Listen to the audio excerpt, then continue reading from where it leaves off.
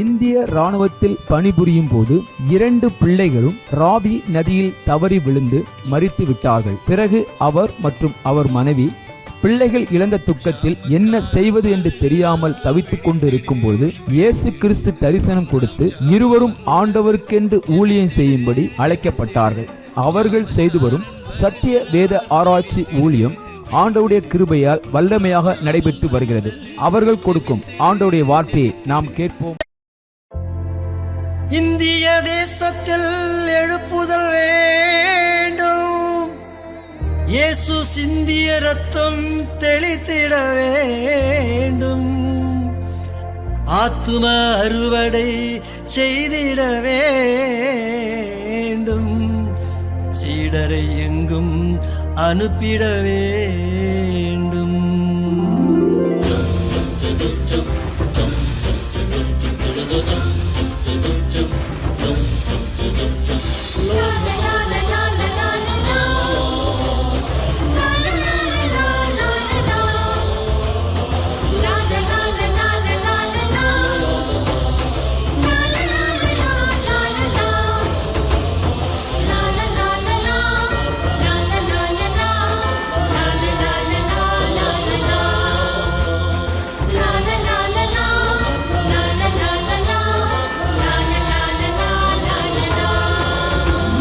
சிலுவை கொடி பறக்கட்டும், சீயோன் ராஜா வருகிறார். சிலுவை கொடி பறக்கட்டும், சீயோன் ராஜா வருகிறார். சிங்கம் போல நடந்திடு, சிறுநரிகள் ஓடிடும். சிங்கம் போல நடந்திடு, சிறுநரிகள் ஓடிடும். இந்தியாவில் வாழ்கின்ற மக்கள் ஒன்று கூடணும். இந்தியாவில் வாழ்கின்ற மக்கள் ஒன்று கூடணும். இமய முதல் குமரி வரை ஜெபாவி பொழியணும். இமய முதல் குமரி வரை ஜெபாவி பொழியணும். இமய முதல் குமரி வரை ஜெபாவி பொழியணும். சிலுவை கொடி பறக்கட்டும், சீயோன் ராஜா வருகிறார். சிலுவை கொடி பறக்கட்டும், சீயோன் ராஜா வருகிறார். சிங்கம் போல நடந்திடு, சிறுநரிகள் ஓடிடும். சிங்கம் போல நடந்திடு, சிறுநரிகள் ஓடிடும்.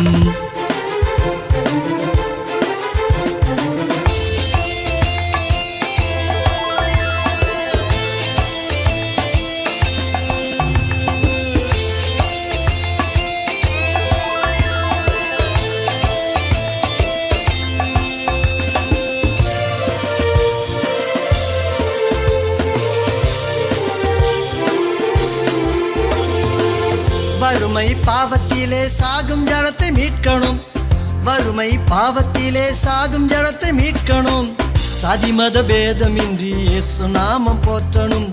சாதி மத பேதமின்றி இயேசு நாமம் போற்றணும். சமத்துவ சமுதாயம் சத்தம் இன்றி மலரணும். சமத்துவ சமுதாயம் சத்தம் இன்றி மலரணும். சிலுவை கொடி பறக்கட்டும், சீயோன் ராஜா வருகிறார். சிலுவை கொடி பறக்கட்டும், சீயோன் ராஜா வருகிறார். சிங்கம் போல நடந்திடு, சிறுநரிகள் ஓடிடும். சிங்கம் போல நடந்திடு, சிறுநரிகள் ஓடிடும்.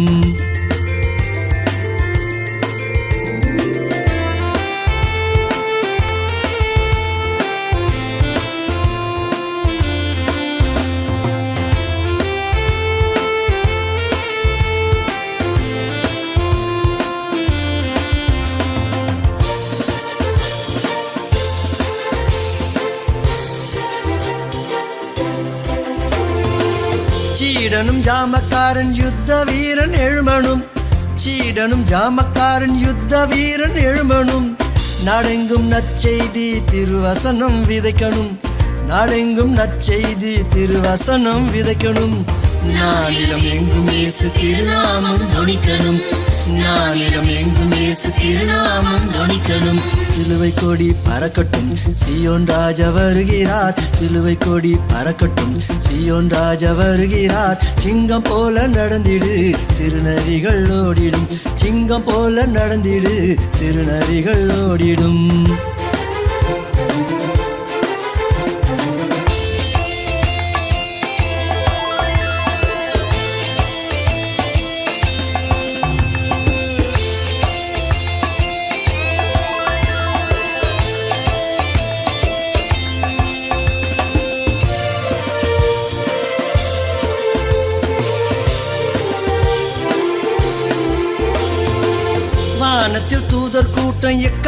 துணி கேட்கும்போது, வானத்தில் தூதர் கூட்டம் எக்கால துணி கேட்கும்போது, இயேசு ராஜா வருவாரு எதிர்கொண்டு அழைக்கணும். இயேசு ராஜா வருவாரு எதிர்கொண்டு அழைக்கணும். பரிசுத்த கூட்டமாக பரலோகம் போகணும். பரிசுத்த கூட்டமாக பரலோகம் போகணும். சிலுவை கொடி பறக்கட்டும், சீயோன் ராஜா வருகிறார். சிலுவை கொடி பறக்கட்டும், சீயோன் ராஜா வருகிறார். சிங்கம் போல நடந்திடு, சிறுநரிகள் ஓடிடும். சிங்கம் போல நடந்திடு, சிறுநரிகள் ஓடிடும். இந்தியாவில் வாழ்கின்ற மக்கள் ஒன்று கூடணும். இந்தியாவில் வாழ்கின்ற மக்கள் ஒன்று கூடணும். இமய முதல் குமரி வரை ஜெபாவி பொழியணும். இமய முதல் குமரி வரை ஜெபாவி பொழியணும். இமய முதல் குமரி வரை ஜெபாவி பொழியணும். சிலுவை கொடி பறக்கட்டும், சீயோன் ராஜா வருகிறார். சிலுவை கொடி பறக்கட்டும், சீயோன் ராஜா வருகிறார். சிங்கம் போல நடந்திடு, சிறுநரிகள் ஓடிடும். சிங்கம் போல நடந்திடு, சிறுநரிகள் ஓடிடும். கர்த்தருடைய பரிசுத்த நாமத்துக்கு மகிமை உண்டாவதாக. இந்த நாளில் கூட என் அழைத்த அருமையான போதகர் அவருக்காகவும் அவருடைய மனைவி பிள்ளைகளுக்காகவும் உங்கள் யாவருக்கும் ஆண்டவராக இயேசுவின் நாமத்தினாலே எங்கள் குடும்பத்தின் சார்பாகவும் எங்கள் ஊழியத்தின் சார்பாகவும் நன்றியை தெரிவித்துக் கொள்கிறேன். எத்தனை பேர் சந்தோஷமாக இருக்கிறீங்க? சந்தோஷமாக இருப்பதே ஆண்டவருடைய சித்தமாக இருக்கிறது. அல்லேலூயா. எத்தனை பேர் வேத புத்தகத்தை கொண்டு வந்திருக்கிறீங்க? கரத்தில் உயர்த்தி ஒரு அழியிலே சொல்லுங்கள் பார்க்கலாம். ஆண்டவருக்கு நல்லா உயர்த்தி ஆண்டவருக்கு நன்றி செலுத்துங்க. அல்லேலூயா. எத்தனை பேர் நோட்ஸ் கொண்டு வந்திருக்கிறீங்க?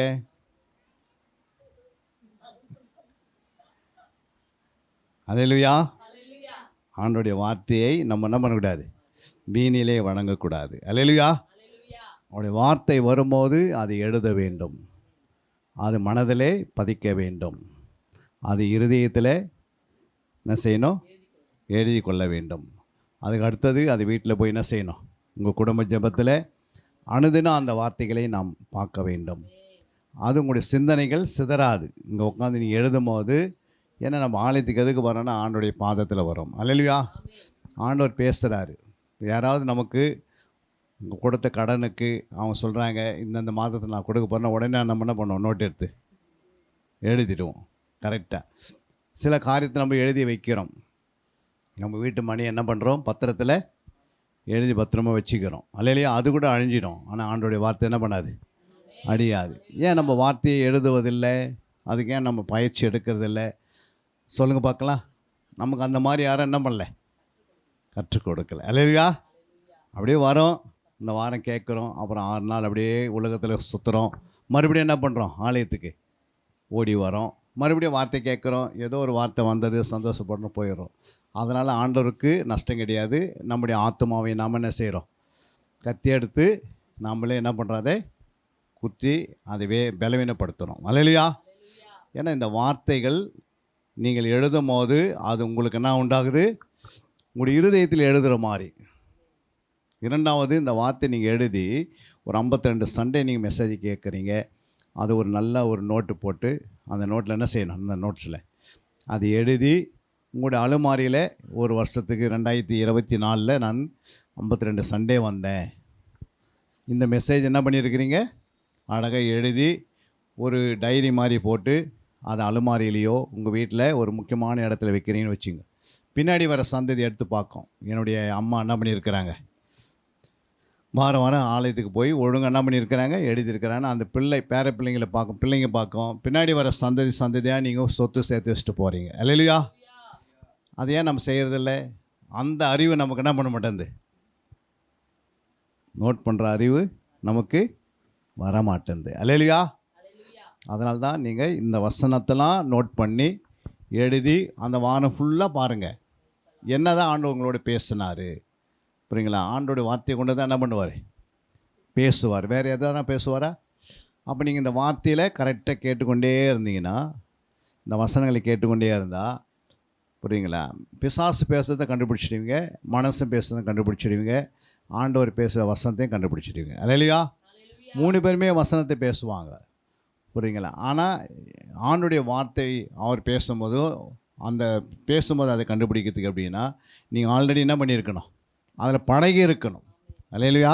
பழக பழகத்தான் உங்களுடைய ஆத்மா பலன் அடைகிறது. ஒரு வசனத்தை நாம் வாசிக்கலாம், நேரடியாக நாம் வசனத்துக்குள்ளே போகலாம். 2 கொரிந்தியர் 4ஆம் அதிகாரம் 16ஆம் வசனத்தை. ஆனபடியினாலே நாங்கள் சோர்ந்து போகிறதில்லை. எங்கள் புறம்பான மனுஷனானது அழிந்தும் உள்ளான மனுஷனானது நாளுக்கு நாள் புதிதாக்கப்படுகிறது. அல்லேலூயா. அங்கே ஆண்டவர் சொல்கிறாரு, நீங்கள் நல்லா கவனமாக பாருங்கள். ஆனபடியினாலே நாங்கள் சோர்ந்து போகிறதில்லை, எங்கள் புறம்பான மனுஷனானது அழிந்தும் உள்ளான மனுஷனானது நாளுக்கு நாள் புதிதாக்கப்படுகிறது. அல்லேலூயா. என்ன சொல்கிறார் ஆண்டவர்? புறம்பான மனுஷன் யாரு? இந்த சரீரம். இது என்ன பண்ண நாளுக்கு நாள்? நம்ம பண்ண நாளுக்கு நாள் இல்லை, புறம்பான மனுஷன். இந்த புறம்பான மனுஷன் அழியணும்.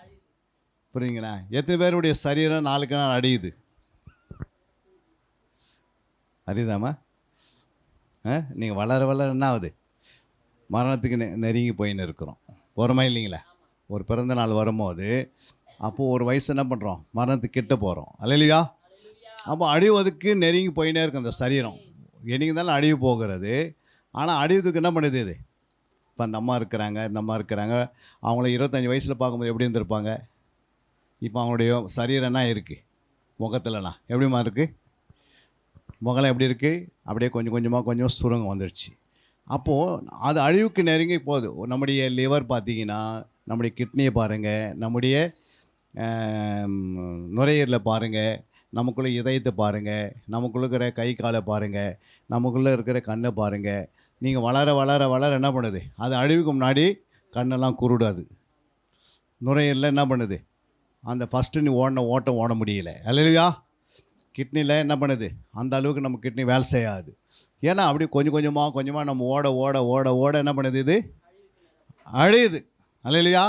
ஆனால் உள்ளர ஒரு மனுஷன் இருக்கிறான். அவன் தான் யார்? புரியுங்களா? சிப்பி எடுக்கிறீங்க, கடையில் போய் சிப்பி எடுக்கிறாங்க. சிப்பி எடுத்துன்னு வராங்களா வீட்டுக்கு? இல்லை முத்து எடுத்துன்னு வராங்களா? முத்தை தான் எடுத்துன்னு வர. சிப்பி என்ன பண்ணி தூக்கி போட்டுறாங்க. அது மாதிரி நம்ம சரீரம் வேணால் தூக்கி போட போகிறோம். ஆனால் உள்ளுகிற அந்த முத்து நம்ம தான், அந்த ஆத்மா தான் முத்தாக இருக்கிறது. அல்லேலூயா. அப்போ இந்த ஆத்மாவை தான் நீங்கள் என்ன பண்ணியிருக்கணும்? ஆயத்தப்படுத்தணும் ஆண்டோடைய வருகைக்கு. எத்தனை பேர் தங்களுடைய ஆத்மாவை ஆதாயப்படுத்துகிறீங்க, ஆயத்தப்படுத்துகிறீங்க? உங்கள் ஆத்மாவை நீங்கள் என்ன செய்திருக்கணும்? அந்த உள்ளான மனிதன் நாளுக்கு நாள் என்ன இருக்கணுமா? புதிதாக்கப்படுகிறது. புரியுங்களா? புதிதாக்கப்படுகிற யார் புதிதாக்கப்படுவாங்க? யார் இந்த வசனத்துக்கும் ஆண்டுடைய பிரசனத்துக்கோ ஆண்டுடைய ஜெபத்திலேயோ ஆண்டுடைய ராஜ்யத்தை கட்டுவதிலோ ஆத்மா ஆதாயம் செய்கிற அவங்களுடைய ஆத்மா தான் புதுப்பிக்கப்படும். நீங்களென்னா ரட்சிக்கப்பட்டிருக்கிறீங்க. உங்கள் ஆத்மாவை நீங்கள் புதுப்பிக்கணும்னா வழி என்ன இருக்குது? இந்த வேத வசனம் தான். வேறு வழி அதெல்லாம் இருக்குது? ஆத்மாவுக்கு நாங்கள் ஒரு மட்டன் பிரியாணி தரேன் சாப்பிடுன்னா என்ன பண்ணாது? அது சாப்பிடாது. ஏன் சாப்பிடாது? ஆத்மா ஆவிக்குரியதாக இருக்கிறது. அல்லேலூயா. ஆத்மாவை நம்ம பார்க்கல, ஆனால் ஆத்மா என்ன பண்ணுது? உள்ளே இருக்குதா இல்லையா? எத்தனை பேருக்கு ஆத்மா இருக்குது? எல்லாருக்கும். சில ஆத்மா செத்து போய் இருக்கும். ஏன் செத்துதுன்னா அது வசனம் இல்லாத என்ன பண்ணும்? அதுக்கு ஆகாரம் கொடுக்கலாம். எப்படிமா இருக்கும்? நம்ம சரீரத்துக்கு ஒரு 10 நாள் நீங்கள் ஆகாரம் கொடுக்கல எப்படி இருக்கும்? உங்கள் சரீரத்துக்கு 10 நாள் ஆகாரம் கொடுக்கலாம் எப்படி இருக்கும்? தண்ணி குடிக்கிறது இல்லை, சரியாக சாப்பிட்றதுலாம் எப்படி இருப்பாங்க? உடனே அம்மா வந்து இறந்துருப்பாங்க. ஏன்னா அவங்க முகத்தில் என்ன இருக்குது? மரணத்துக்கு கிட்ட வந்திருக்குது அப்படின்றாங்க. ஏன் அப்படின்னா அவங்க சாப்பிடாத என்ன ஆயிடுச்சு? உடம்பு கொஞ்சம் கொஞ்சமாக பலவீனமாகி அந்த சுவாசம் அவங்கள விட்டு வெளியே போயிடுது. அந்த மாதிரி உள்ளுக்கிற ஆத்மாவுக்கு நீங்கள் உணவு கொடுக்கலை, இந்த வசனத்தை கொடுக்கலை அப்படின்னா நீங்கள் தியானிக்கலை, நீங்கள் வேத வாக்கியங்களை ஆராய்ந்து பார்க்கலை. இயேசு சொன்னார், என் வேத வசனங்களை ஆராய்ந்து பாருங்கன்னு. யார் சொன்னது? இயேசு சொன்னார். நம்ம இயேசு சொன்னதை விட்டுட்டு தேவையில்லாதெல்லாம் ஆராய்ந்து பார்த்துன்னுக்குறோம். அல்லேலூயா. தேவையில்லாத ஆராய்ந்து என்ன பிரயோஜனம்? அவர் என்ன சொன்னார்? வேத வாக்கியங்களை ஆராய்ந்து பாருங்கள், அப்போது உங்களுக்கு என்ன உண்டு? நித்திய ஜீவன் உண்டு. அல்லேலூயா. இப்போ அந்த நித்திய ஜீவன் சும்மா வருமா? நித்திய ஜீவன் எப்படிமா வரும்? வேத வாக்கியங்களை ஆராய்ந்து பார்க்கணும். அப்போ நித்திய ஜீவன் உங்களுக்கு இருக்கிறது. அல்லேலூயா. இப்போ வேத வாக்கியங்கள் தியானம் பண்ணி பாருங்க அப்படின்னு ஆவியானவர் எழுதினார் சங்கீதம் 1:2. அல்லேலூயா. அப்போ வேத வாக்கியங்களை யார் ஆராய்ந்து பார்க்கறது? ஆவியானவர் சொல்லிட்டாரு, எனக்கு என்ன பண்ணுங்கள், வேதத்தை நல்லா ஆராய்ந்து பாருங்கன்னு ஆவியானவர் சொன்னார். அது கீழ்ப்படியுமா கீழ்ப்படிக்கூடாதா?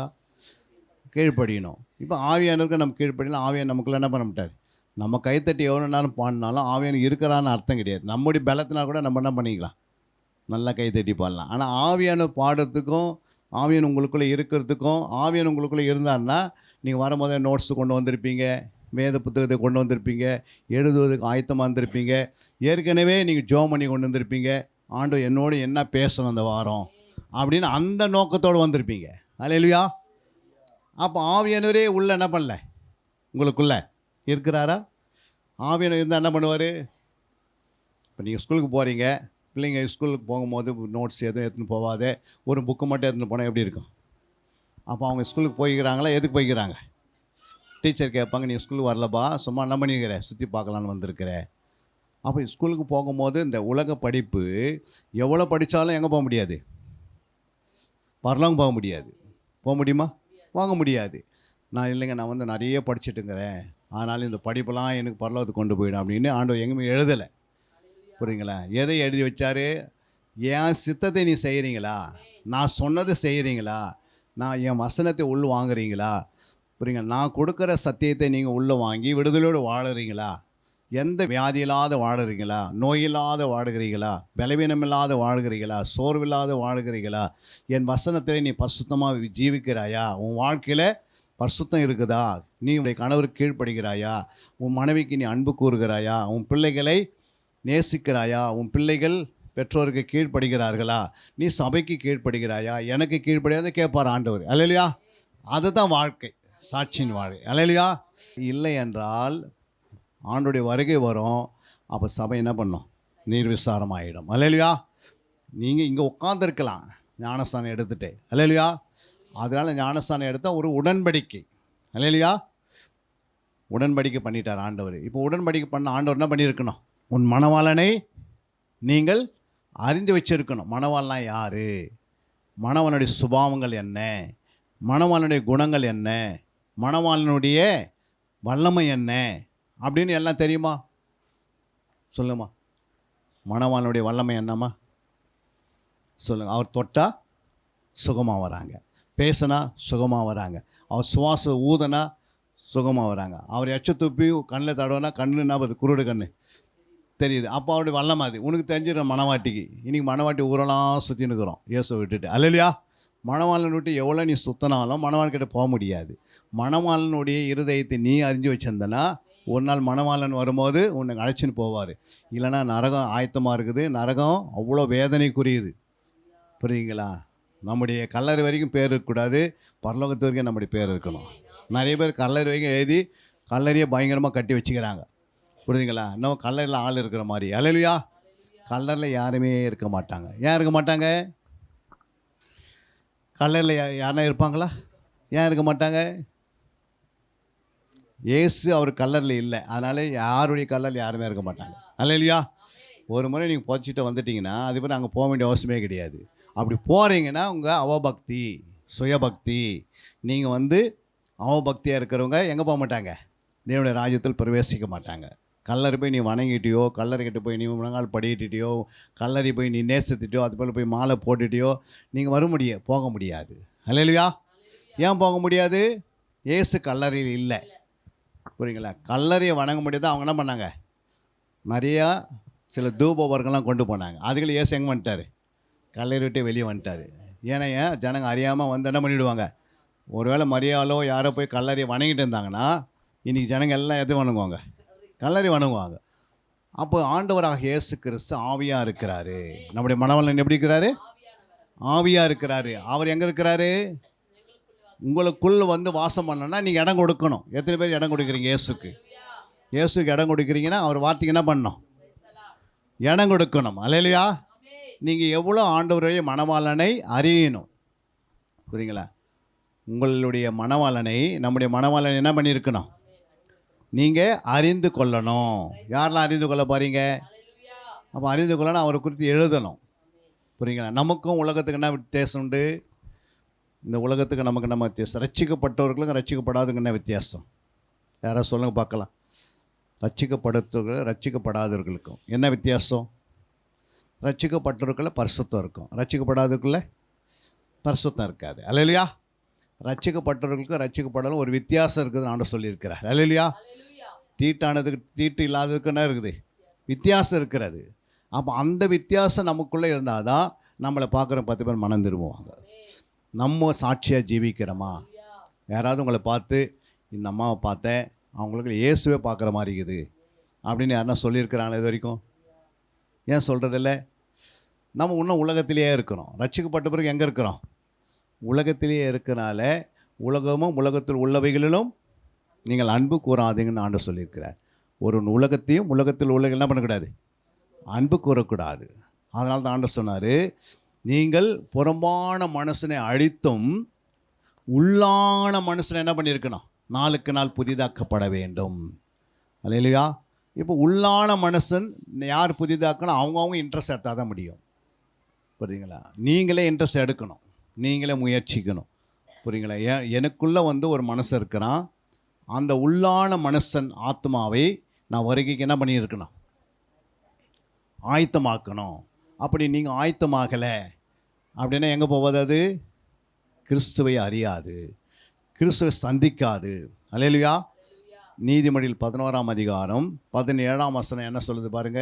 தயையுள்ள மனுஷன் தன் ஆத்மாவுக்கு நன்மை செய்து கொள்ளுகிறான், கடுரனோ தன் உடலை அலக்கழிக்கிறான். பாருங்க, தயவுள்ள மனுஷன்.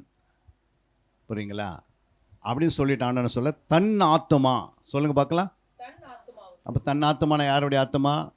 உங்கள் ஆத்மாவை நீங்கள் தயவுள்ள மனுஷன். தயவுள்ள மனுஷன் புறம்பான மனுஷன். இந்த சரீரத்தில் உட்காந்திங்கன்னு இந்த உள்ளுக்கிற ஆத்மாவுக்கு என்ன பண்ணிக்கணுமா? நம்ம செய்யணும், நன்மை செய்யணும். உங்கள் ஆத்மாவுக்கு நீங்கள் நன்மை செய்யலைன்னா யார் செய்வாங்க? இப்போ காலையில் எழுந்து நம்ம சரீரத்துக்கு நன்மை செய்கிறோமா இல்லையா? நீங்கள் அப்படியே தூங்கி எழுந்து எத்தனை பேர் அப்படியே வந்திருக்கிறீங்க, அவங்க மட்டும் கரங்களை உயர்த்து ஒரு அலையில் சொல்லுங்கள் பார்க்கலாம். அப்போ யாருமே வரல. அப்போ நன்மை செய்துட்டோம். எதுக்கு செய்திருக்கிறோம்? சரீரத்துக்கு. சரீரத்துக்கு எல்லாமே நீங்கள் தானே செய்தீங்க. நீங்களே எண்ணெய் போட்டீங்க, தலை வாரினீங்க, குளிச்சிங்க, பாத்ரூமுக்கு போனீங்க, டீ சாப்பிட்ருக்கலாம், பிரேக்ஃபாஸ்ட் சாப்பிட்ருக்கலாம், ஆயத்தமாகி வந்திருக்கலாம். சரீரத்துக்கு நன்மை செய்தாச்சு. புரியுங்களா? புறமான மனுஷனுக்கு நம்ம என்ன பண்ணியிருக்கிறோம்? ஒரு நாள் குறை வைக்கிறது இல்லை. குறை வைக்கிறோமா? அதுக்கு என்னென்ன வேணுமோ அது என்னென்ன கேட்குறதோ அது கொடுக்குறோம். ஏன்னா அது ஒரு நாள் மண்ணில் விளையுதுலாம் நம்ம சாப்பிட்றோம், ஒரு நாள் இது மண் நம்மளே சாப்பிட்ரு போகுது. அப்போ மண்ணுக்கு போகிற சரீரத்துக்கே நம்ம கரெக்டாக செய்கிறோம் இல்லை. ஆனால் பரலோகம் போகிறதுக்கு, நித்திய ஜீவன் அடைவதுக்கு, பரலோகம் போகிறதுக்கு எத்தனை பேர் பரலோகம் போக ஆசைப்பட்றீங்க? அவங்க மட்டும் கரங்களை முக்கிய ஒரு இலையில் சொல்லுங்கள் பார்க்கலாம், நல்லா உயர்த்தி. அப்போ பரலோகம் போகணும் அப்படின்னா உங்கள் ஆத்மா என்ன பண்ணிங்கன்னா நீங்கள் நன்மை செய்யணும். புரியுங்கண்ணா? கடவுளனா என்ன பண்ணுவானா? தன்னுடைய உடலை அலைக்கடிப்பானா. அப்படின்னா என்ன? குடிச்சிங்கன்னு அந்த ஆத்மாவுக்கு கொடுக்க வேண்டிய ஆகாரத்தை கொடுக்காம அவங்களுக்கு என்ன நடக்குதுன்னே தெரியாது. புரியுங்களா? ஞானமுள்ளவர்கள் என்ன செய்வாங்களா? ஞானமுள்ளவர்கள் ஆத்மாவை சிநேகிப்பாருங்களாம். ஞானமுள்ளவனாக இருந்தால் தன் ஆத்மாவை என்ன பண்ணிப்பாங்களா? உங்கள் ஆத்மாவுக்கு நீங்கள் நன்மை செய்யணும். எத்தனை பேர் செய்ய போகிறீங்க? உங்கள் ஆத்மாவுக்கு எப்படி நன்மை செய்யலாம்? உங்கள் ஆத்மாவுக்கு நீங்கள் எப்படி நன்மை, சரீரத்துக்கு எப்படி நன்மை செய்கிறீங்க? உங்கள் சரீரத்துக்கு நீங்கள் நன்மை செய்கிறீங்களா இல்லையா? எப்படி செய்கிறீங்க? கரெக்டாக சாப்பிட்றீங்க. அது பசி எடுக்கும் போதெல்லாம் இல்லைங்க நான் 2 ஹவர் லேட்டாக வருது அப்படின்னா ஹோட்டலே உட்காந்து சாப்பிட்டு போயிடுறோம். ஏன்னா அதுக்கு நன்மை செய்துடுறோம். ஏன்னா சரீரம் முக்கியமாச்சே. அதை காட்டில் முக்கியமானது எது? ஆத்மா. அப்போ இந்த ஆத்மாவுக்கு நீங்கள் என்ன செய்திருக்கணும்? இயேசு கிறிஸ்து இந்த ஆத்மாவை நமக்கு கொடுத்துருக்கிறாரு. இது ஆதாமுக்குள்ளே கெட்டுப்போன ஆத்மாவை மாறிச்சு. ஆதாமுக்குள்ளே கெட்டுப்போன ஆத்மாவை உயிர்ப்பிக்கும்படி ஆண்டவராக இயேசு கிறிஸ்து சிலுவைக்கு வந்தார். அல்லேலூயா. இப்போ நம்முடைய ஆத்மாலாம் உயிர் அடைஞ்சிருக்கிறது. உயிர் அடைஞ்சிக்குதா இல்லையா? எல்லாருடைய ஆத்மாக்குள்ளே உயிர் இருக்கும். ஏன் உயிர் இருக்குது? நம்முடைய ஆத்மா ஏமா உயிராகுது? சொல்லுங்கள் பார்க்கலாம். நீங்கள் சொல்லுங்கள். உங்களுடைய ஆத்மா உயிராகுது இல்லையா? உயிராக இருக்குது. எப்படி உயிராகுது? சங்கீதம் 119:25 இருக்குது பாருங்க, எப்படி உயிராகுதுன்னு. என் ஆத்மா மண்ணோடு ஒட்டி கொண்டிருக்கிறது, உமது வசனத்தின்படி என்னை உயிர்ப்பியும். பாருங்க, வசனத்தின்படி. நீங்கள் வசனம் கேட்குறீங்களா? அப்போ அது என்ன பண்ணுது? உயிர்ப்பிக்கப்படுது. புரியுங்களா? எப்போ மறிக்குது அது? ஒருத்தர் ஹாஸ்பிட்டலுக்கு கொண்டு போய் சேர்த்துட்டீங்க. போகும்போது 108 ஆம்புலன்ஸில் போனார். உடனே ஆப்ரேஷன் தேட்டரில் டாக்டருங்களாம் ஒன்றா சேர்ந்து அதுக்கு என்னென்னமோ பண்ணி அதை உயிரடை வச்சு மறுபடியும் வீட்டுக்கு அனுப்பிட்டாங்க. அந்த உயிரடைந்த சரீரத்தை வீட்டுக்கு கொண்டு வந்து அவங்க நடந்து வராங்க. இப்போ வீட்டுக்கு வந்த பிறகு என்ன செய்வாங்க? வீட்டில் போகும்போது 108 போனாங்க. அங்கே போயிட்டு எப்படியோ மறிக்கிற அந்த சரீரத்தை டாக்டர் என்ன பண்ணியிருக்கிறாங்க? ஸ்கேன் பண்ணி அவங்களுக்கு என்னென்ன செய்யணுமோ ட்ரீட்மெண்ட் பண்ணி எல்லாத்தையும் ரெடி பண்ணி அவங்கள எங்கே அனுப்பிச்சிட்டாங்க? உயிரடை செய்தாங்க. இப்போது ஐயோ செத்துற நிலைமை வந்தது. டாக்டரே கிட்ட கேட்குறோம், எப்படியாவது என்னுடைய அப்பாவை என்ன பண்ணிவிடுங்க, உயிர் வரை உதவி செய்ய அவங்கள காப்பாற்றுங்க அப்படின்னு சொல்கிறோம், கெஞ்சிரும். சரி, அவங்கள ஆப்ரேஷன் பண்ணி எல்லாம் ரெடி பண்ணிட்டாங்க. இப்போ உயிரடைந்த இந்த சரீரத்தை நம்ம வீட்டுக்கு கொண்டு வரோம். கொண்டு வந்து என்ன பண்ணுறோம்? நம்ம பண்ணுறோம், ஆகாரம் கொடுக்குறோம். அப்புறம் அதுக்கு நல்ல உணவுகள், பலமான உணவுகள் எடுத்து அது கொடுத்து மறுபடியும் அந்த ஸ்டேஜுக்கு கொண்டு வந்துடுறோம். அதே போல் தான் இந்த ஆலயத்துக்கு வரும்போது நீங்கள் இது ஒரு ஹாஸ்பிட்டல் மாதிரி நம்முடைய ஆலயம். அல்லேலூயா. இங்கே நீங்கள் வந்திருக்கிறீங்க. இப்போது உங்களுக்கு இங்கே ஆண்டவர் என்ன பண்ணுறாரு? ஒரு ஆப்ரேஷன் பண்ணுறாரு இப்போது. அல்லேலூயா. உங்கள் ஆத்மாவை இப்போ ஆத்மாவுக்குள்ளே ஆண்டவர் என்ன பண்ணுறாரு? வசனத்தை அனுப்பி என்ன பண்ணுறாரு? உயிரடை செய்கிறாரு. நீங்கள் உயிரடைந்த ஆத்மா மறுபடியும் வீட்டுக்கு போய் 6 நாள் வீட்டில் உட்காந்து இதுக்கு எதுவுமே எடுக்கலன்னா என்ன ஆகுது? 6 நாள் நீங்கள் பைபிளை வாசிக்கலை, எப்படி இருக்கும்? 6 நாள் பைபிளை வேதத்தை தியானிக்கலை, எப்படி இருக்கும்? ஆத்மா மறுபடியும் அது சாகுது. புரியுங்களா? அப்போ ஆண்டவர் சொல்கிறார், நீ உலகம் உள்ள ஆதாயப்படுத்தினாலும் தன் ஆத்மாவை நஷ்டப்படுத்தினா உனக்கு என்ன லாபன்றாரு. அப்போ நீங்கள் நஷ்டம் யார் படுத்துகிறோம்? அவங்க ஆத்மா அவங்கவுங்க நஷ்டப்படுத்திடுறாங்க. ஏன்னா அந்த அறிவு நம்மக்கிட்ட இல்லை. உலக அறிவு இருக்குது, மனுஷன் சரீரத்துக்காக செய்ய வேண்டிய அறிவுகள் நமக்கு இருக்கிறது. ஆனால் ஆத்மாவுக்கு உணவு கொடுக்கணும் அப்படின்னு அந்த அறிவு எத்தனை பேருக்கு இருக்குது? எத்தனை பேருக்குமா இருக்குது? 1 மணி நேரம் நான் ஜெபம் பண்ணுறேன் முழங்காலில், அவங்க மட்டும் கரங்களை உயர்த்துக்கு பார்க்கலாம், யாருமே இல்லை. அப்போ 1 மணி நேரமாவது நீங்கள் ஜெபிக்கலை அப்படின்னா எப்படி உங்களுடைய குடும்பத்தில் சமாதானம் இருக்கும்? பிரச்சனை மேலே பிரச்சனை வந்துருக்கும். அந்த பிரச்சனை சால்வ் பண்ணுறதுக்கு நம்மளாம் என்ன பண்ண முடியாது? யார்கிட்ட சொன்னாலும் ஒன்றும் பண்ண முடியாது. அல்லேலூயா. ஏன் அப்படின்னா பிரச்சனைக்கு ஒரே பிரச்சனையை சால்வ் பண்ணுறதுக்கு ஜெபம் வேணும், முழங்கால் ஜெபம் வேணும். அப்போ 1 மணி நேரம் முழங்கால் படிட்டு நீ முழங்கால் நின்றுனா உன் மூட்டு வலியும் வராது, குடும்பத்தில் சாத்தானம் உள்ள நுழைய முடியாது, சாத்தானுக்கு இடம் கிடைக்காது, இச்சையிலையும் விட மாட்டோம், பாவத்தில் விட மாட்டோம், அக்கிரமத்தில் விட மாட்டோம், தேவையில்லாத நம்ம மேலே கையை வைக்க மாட்டான். அல்லேலூயா. தேவையில்லாத நம்ம யாரும் எதுவும் பேச மாட்டான். நம்முடைய தேவைகள் கர்த்தர் பரிபூரணமாக சந்திப்பார். அல்லேலூயா. ஒன்றும் குறையாத நம்மளை ஆண்டவர் உயர்த்துவார். புரியுங்களா? அப்படி தான் ஆண்டவர் உயர்த்துவார். நாங்களாம் ஒரு மிலிட்ரியில் வேலை செய்தோம். ஒரு மிலிட்ரிக்காரனா வாரத்துக்கு அப்படி தான் 3 நாள் எங்களுக்கு குடிக்கிறதுக்கு ஒயின் கொடுப்பாங்க. அல்லேலூயா. அப்படியேப்பட்ட ஒரு மிலிட்ரிக்காரன் ஆண்டவர் கொண்டு வந்து உங்களை மதியம் நிற்க வச்சிருக்கிறாரு. அல்லேலூயா. இங்கே நிற்க வச்சிருக்கிறாரு. தமிழ்நாட்டில் போகாத மாவட்டங்கள் கிடையாது, நம்முடைய இந்தியாவில் போகாத ஸ்டேட் கிடையாது. இப்போ வருகிற நாட்களில் பல உலக நாடுகளுக்கு புறப்படுறோம். இந்த சத்தியத்தை அங்கேயும் போய் இப்படி தான் விதைக்கப்படும். சத்தியம் ஒரு நாள் மாறவே மாறாது, எல்லாம் மாறும். இயேசு ஒரு நாள் மாற மாட்டார். அவர் எழுதினது எல்லாத்தையும் இது தான் பேச வேண்டும். அப்போ யோசித்து பாருங்கள், உங்கள் மத்தியில் ஏன் கொண்டு வந்து நிறுத்தி வச்சிருக்கிறாரு? யோசித்து பாருங்கள். புரியுங்களா? 2 பிள்ளைகளை ஒரே நாளில் இழந்துட்டோம். என்னுடைய 2 பிள்ளைகள் இந்த மாதிரி ஒரு பெரிய நதியில், இது குவாரா இருக்குது, அந்த ஆறில் 2 பிள்ளைங்கள் எங்களுடைய பிள்ளைகள் 10 வயசு பிள்ளைங்க, 6 வயசு மகன், 10 வயசு மகள் ஒரே டைமில் என்ன பண்ணியிருக்கிறாங்க? அந்த ஆறில் அடிச்சுன்னு போயிட்டாங்க. தண்ணியில் அடிச்சுன்னு போயிட்டு வீட்டில் அவங்க மென்டலாகி அதுக்கு பிறகு ஹாஸ்பிட்டல் அவங்கள சேர்த்து கொண்டு வந்து காஷ்மீர்லேருந்து 3 மாதம் இருந்து டாக்டர் சொல்லிட்டு இவங்களே இறந்துருவாங்கன்னு. அல்லேலூயா. இதுக்கு நடுவில் உலகத்தில் கடவுள் யாருன்னு நான் கேட்டேன். எம்மதம் சம்மதன்றதை நானும் வாழ்ந்திருந்தேன். யோசித்து பாருங்கள். அப்போது தான் ஆண்டவராக இயேசு கிறிஸ்து இப்படி ஒரு ஆலயத்தை காட்டி ஆலயத்துடைய வாசலில் நான் அழுது கொண்டிருக்கிறேன். புரியுங்களா? ஆலயத்தில் யாருமே இல்லை. அப்போ ஆண்டவராக இயேசு கிறிஸ்து என்னுடைய வலது பக்கத்தில் அப்படியே வந்து மேலே அப்படியே கரத்தை காட்டிட்டு அவர் மறைஞ்சிட்டார். அல்லேலூயா. அதுக்கு பிறகு ஆண்டவர் எனக்கு, நாங்கள் சென்னைக்கு வந்துட்டு அதுக்கு பிறகு பட்டாபுரம் பகுதியில் எங்கள் சொந்த ஒரு அரக்கோணம் எங்கே வந்துட்டோம். பட்டாபுரம் ஆவடியில் எங்களுக்கு வேலை கிடச்சி மறுபடியும் ஆண்டு வேலை கொடுத்து இப்படியே ஆண்டவருடைய ராஜ்யத்தை கட்டும்படி 2000 ஞானஸ்தானம் எடுத்து அதுக்கு பிறகு இது வரைக்கும் கிட்டத்தட்ட பார்த்தீங்கன்னா ஒரு 7 வருஷம் நானும் என் மனைவியும் பெங்களூரில் பிடிஹெச், எம்டிஹெச், பிஹெச்டி படிக்க ஆண்டவர் கிருபை செய்தார். அதுக்கு பிறகு நாங்கள் ஊழியம் செய்யும்படி ஆரம்பித்து இன்றைக்கி 8000 பிள்ளைகள் உருவாக்கியிருக்கப்பட்டிருக்கு. அல்லேலூயா. 8000 பிள்ளைகளை கொடுத்துருக்கிறாரு. எத்தனை பிள்ளைங்க? இதே பகுதியில் என்கிட்ட படித்தவங்க நிறைய பேர் ஊழியக்காராக இருக்கிறாங்க. யோசித்து பாருங்கள். ஒரு பிள்ளைகளை இழந்ததுக்கு மத்தியில் யாருன்னா இயேசு ஏற்றுப்பாங்களா? தலைவலி வந்தாவே அது சுகமாகலாம் நம்ம இயேசு விட்டு ஓடிடுறோம். அல்லேலூயா. ஆனால் பிள்ளைகள் இழப்புகள் மத்தியில் ஒரு வைராக்கியத்தோடு ஆண்டவர்கிட்ட வந்தனால ஆண்டவர் நாங்கள் எங்களை அபிஷேகம் பண்ணி அவர் யாருன்னு வெளிப்படுத்தி, புரியுதுங்களா?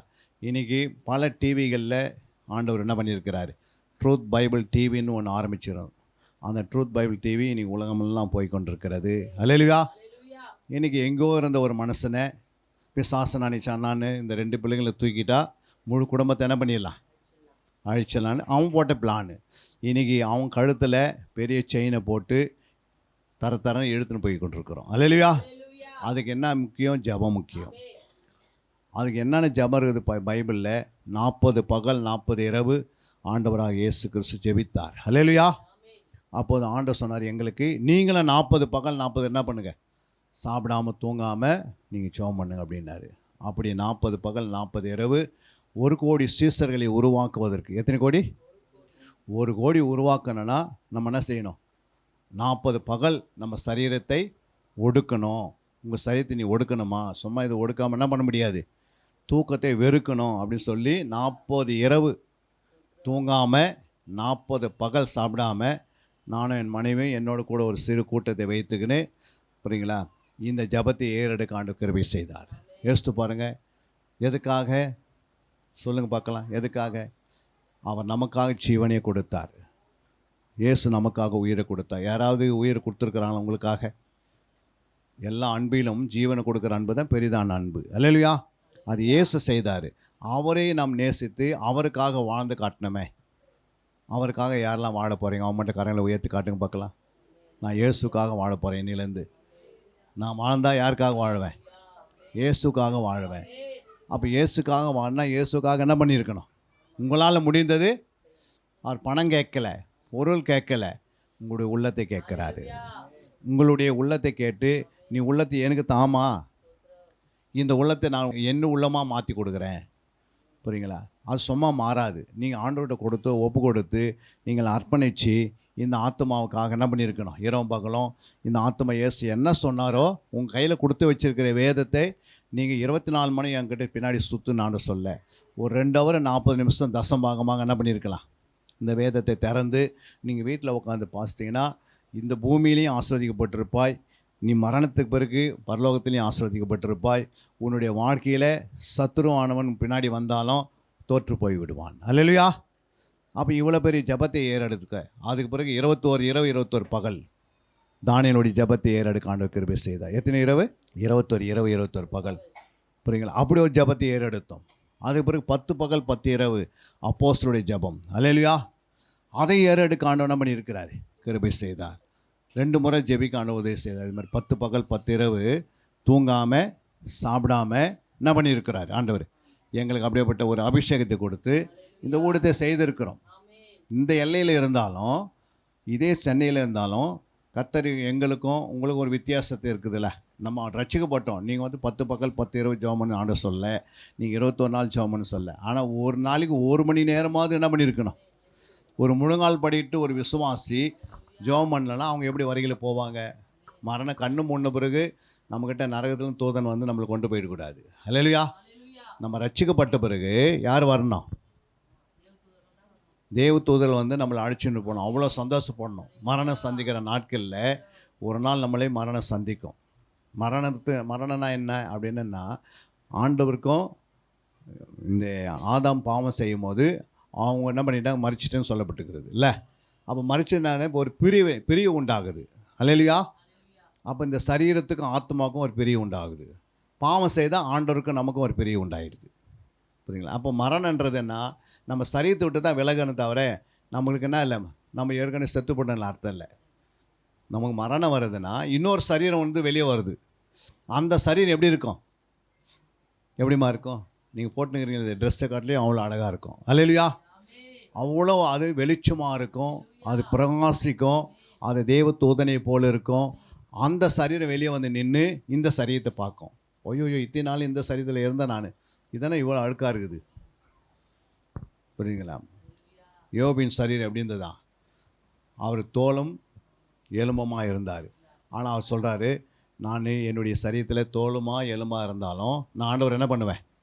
பார்ப்பேன் அப்படின்றாரு. அப்போ ஒருத்தருடைய தோலும் எலும்பாக இருந்தாலும் பார்க்க முடியும். அல்லேலூயா.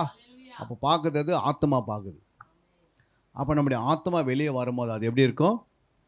பிரகாசமாக இருக்கும், சைனிங்காக இருக்கும். ஆண்டவர் ரொம்ப மகிமைப்படுவார், என் பிள்ளை என்கிட்ட வராங்கன்னு. புரியுங்களா? இப்போ பார்த்து பாருங்கள், இந்த சரீரத்தில் நீங்கள் இந்த இலையை சுற்றி தான் பார்ப்பீங்க, ஆனால் ஆத்மாவில் உலகத்தையே பார்ப்பீங்க. உங்கள் கண்ணு வந்து அவ்வளோ பளிச்சுன்னு இருக்கும். புரியுங்களா? எல்லா நாடும் பக்கத்தில் இருக்க மாதிரி இருக்கும். ஏன்னா ஆத்மா மனுஷன் வேறு, சரீர மனுஷன் வேறு. அதனால தான் ஆண்டவர் சொன்னார், புறம்பான மனுஷனை அடித்து உள்ளான மனுஷனை என்ன பண்ணுங்க, நாளுக்கு நாள் புதிதாக்கப்பட வேண்டும். அது யாருக்கு செய்யணும்? அந்த வேலை அவங்கவுங்க செய்யணும். நீங்கள் அப்படி செய்யலை அப்படின்னா நிச்சயமாக ஒரு நாள் வரும்போது கைவிடப்பட்டு அந்த ஆத்மா நரகத்துக்கு போய் விழுந்துடும். அங்கே போன பிறகு யாராலும் காப்பாற்றவே முடியாது. உனக்கு ஆலோசனை சொல்கிறதுக்கு ஆள் இருக்காது. புரியுங்களா? இங்கே உட்காந்துருக்கிறோடைய ஒவ்வொருடைய மரணமும் யார்கிட்ட இருக்குது? இயேசுக்கிட்ட இருக்குது. உனக்கு சான்ஸ் கொடுக்குறாரு, இந்த வருஷமாவது நீ கனி கொடுக்கணும் மகளே.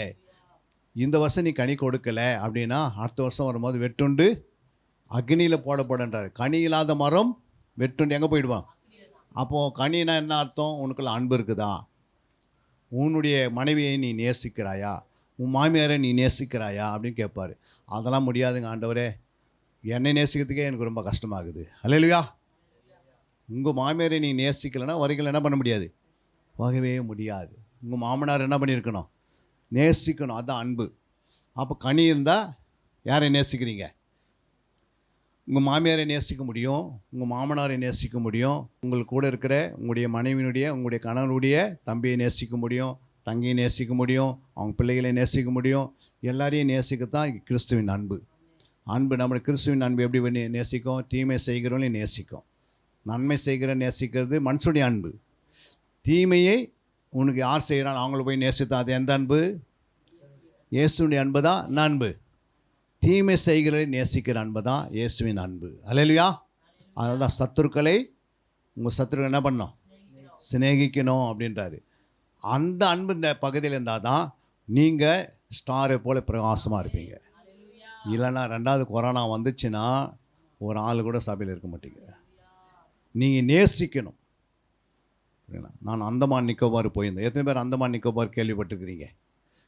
இங்கே இருக்கிறீங்க. அந்தமான் நிக்கோபார் போயிருக்கிறீங்களா? இல்லை. அந்த அந்தமான் நிக்கோபாரில் சுனாமி வந்தது. நம்ம இடத்துல சுனாமி வந்த மாதிரி அங்கேயும் சுனாமி வந்தது. இது மாதிரி தான் சபை நடந்துகிட்டே இருந்ததா. புரியுங்களா? உடனே பூமி அதிர்ச்சி உண்டாகி எல்லாம் போய் வெளியே பார்த்துருக்குறாங்க. போய் இந்த மாதிரி ஒரு பூமி அதிர்ச்சி வந்திருக்குது அப்படின்னு வருஷத்தை போயிட்டு என்ன பண்ண ஆராதனை பண்ணினே இருந்திருக்கிறாங்க. புரியுதுங்களா?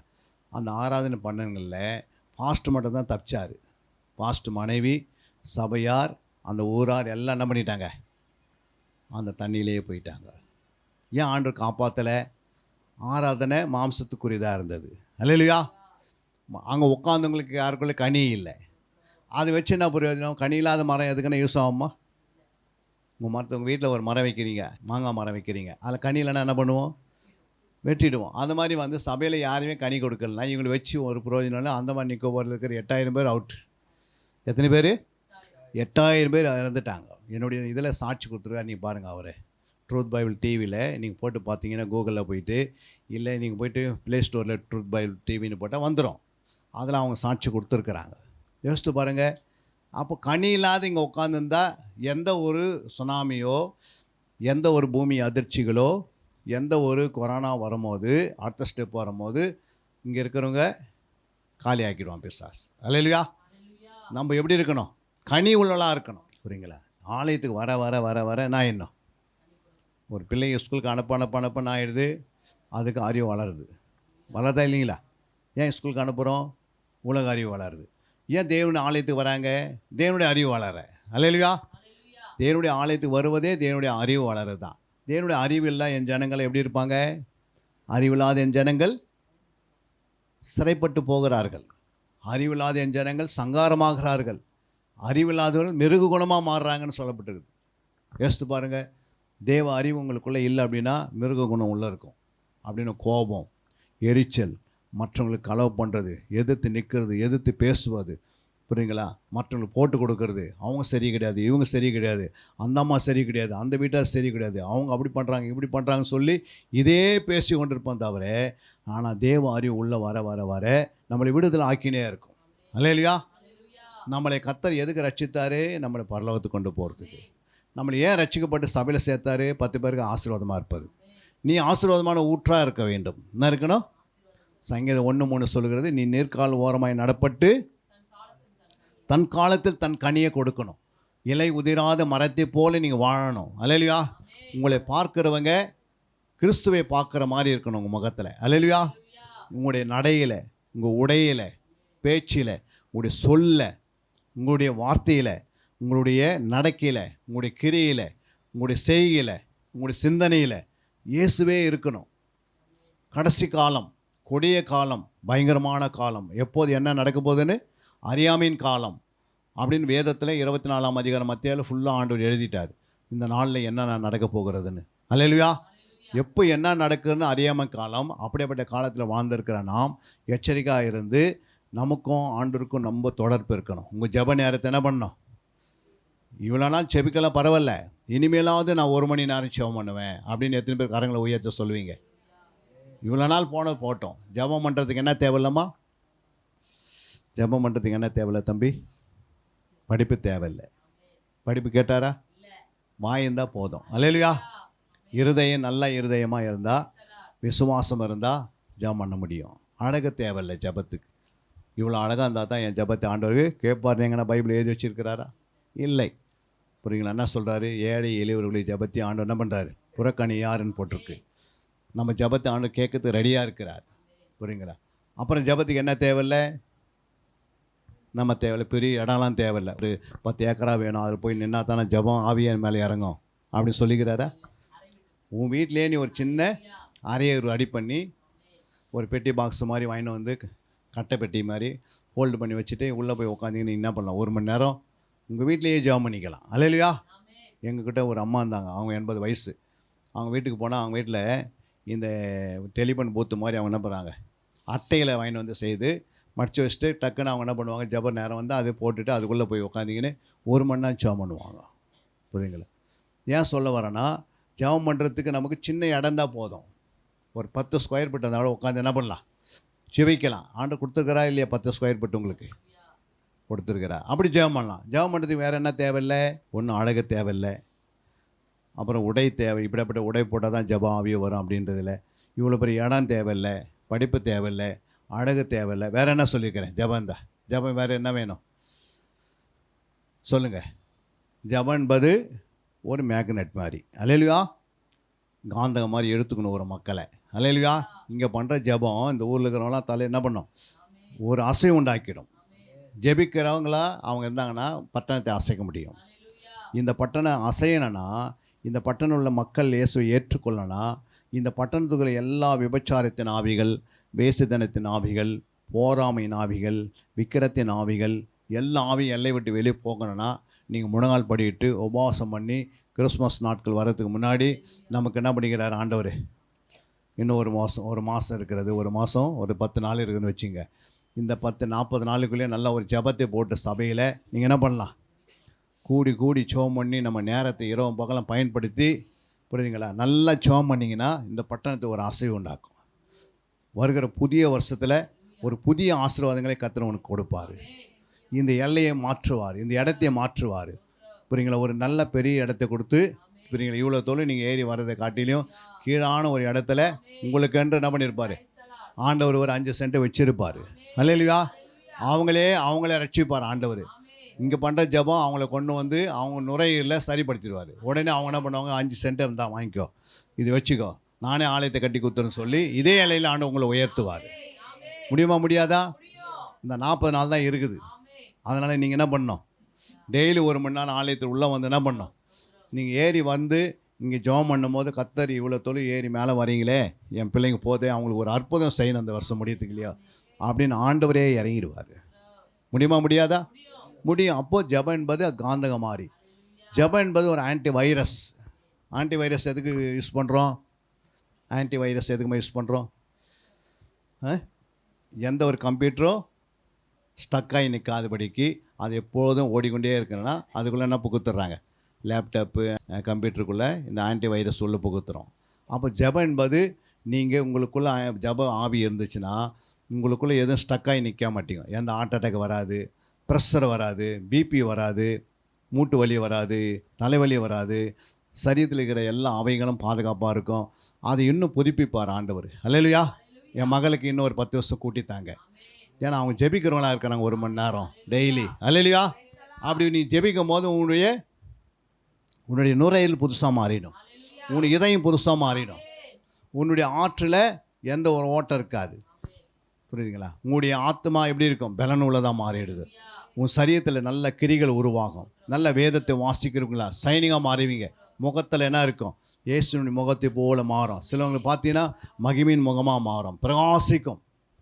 அதான் வாசிக்கிறாங்க 2 கொரிந்தியர் 4:6 சொல்லுது, இருளில் இருந்து வெளிச்சத்தை பிரகாசிக்க சொன்ன தேவன் இயேசு கிறிஸ்துவின் முகத்தில் உள்ள தமது மகிமையின் அறிவாகிய ஒளியை தோன்ற பண்ணும் பொருட்டாக எங்கள் இருதயங்களிலே பிரகாசித்தார். பாருங்க, உங்க இருதயங்களை என்ன பண்ணுவார்? அவரு பிரகாசிப்பாரு.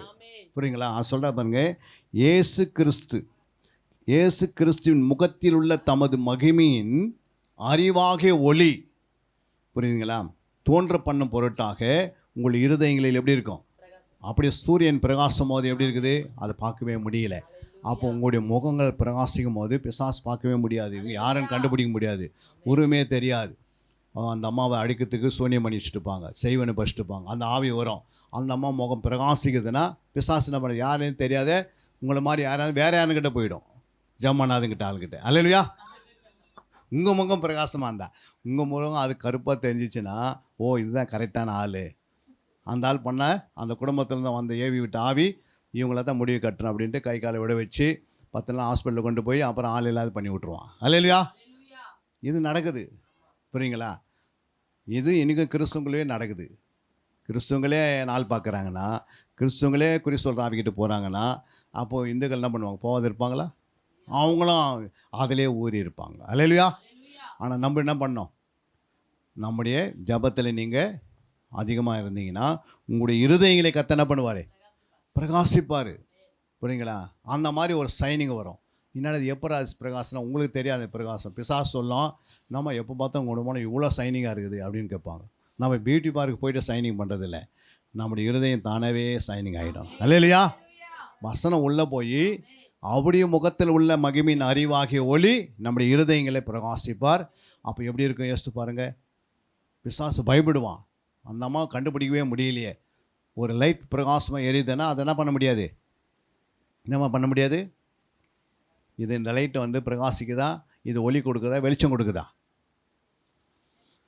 பின்னாடி இந்த அம்மா சொல்லுவாங்க, இந்த டியூப் லைட்டு பிரகாசிக்குதா, ஒளி கொடுக்குதா, வெளிச்சம் கொடுக்குதா? ஏன் வெளிச்சம் கொடுக்குது? எப்படி வெளிச்சம் சொல்கிறீங்க? வெளிச்சம் தான் டியூப் லைட்னு பார்க்குறோம். புரியுதுங்களா? பிரகாசத்தினா டியூப் லைட் என்ன பண்ண தன்னை மறைச்சிக்கும். அப்போது உங்களுடைய முகம் பிரகாசிக்குதுன்னா உங்களை நீங்கள் மறைச்சிக்கிறீங்க. உங்களுடைய முகம் மறைஞ்சி இயேசு முகத்தில் அப்படி என்ன பண்ணுவார்? சைனிங் தருவார். சில ஆவிகளை சுருண்டு செத்துவிடும். அல்லேலூயா. உங்களுக்கு விரோதமாக எழும்புகிற ஆயுதம் ஒன்றும் மாய்க்காது. அவங்க வந்து வீட்டு வாசலில் விழுந்து கிடப்பாங்க. நம்ம இங்கே விழுந்து கிடக்கிறோன்னா உனக்கு எது செய்தாலும் நடக்க மாட்டேங்குது அப்படின்வாங்க. அதுக்கு என்ன காரணம்? எதுவுமே உன் முகம் பிரகாசிக்குது.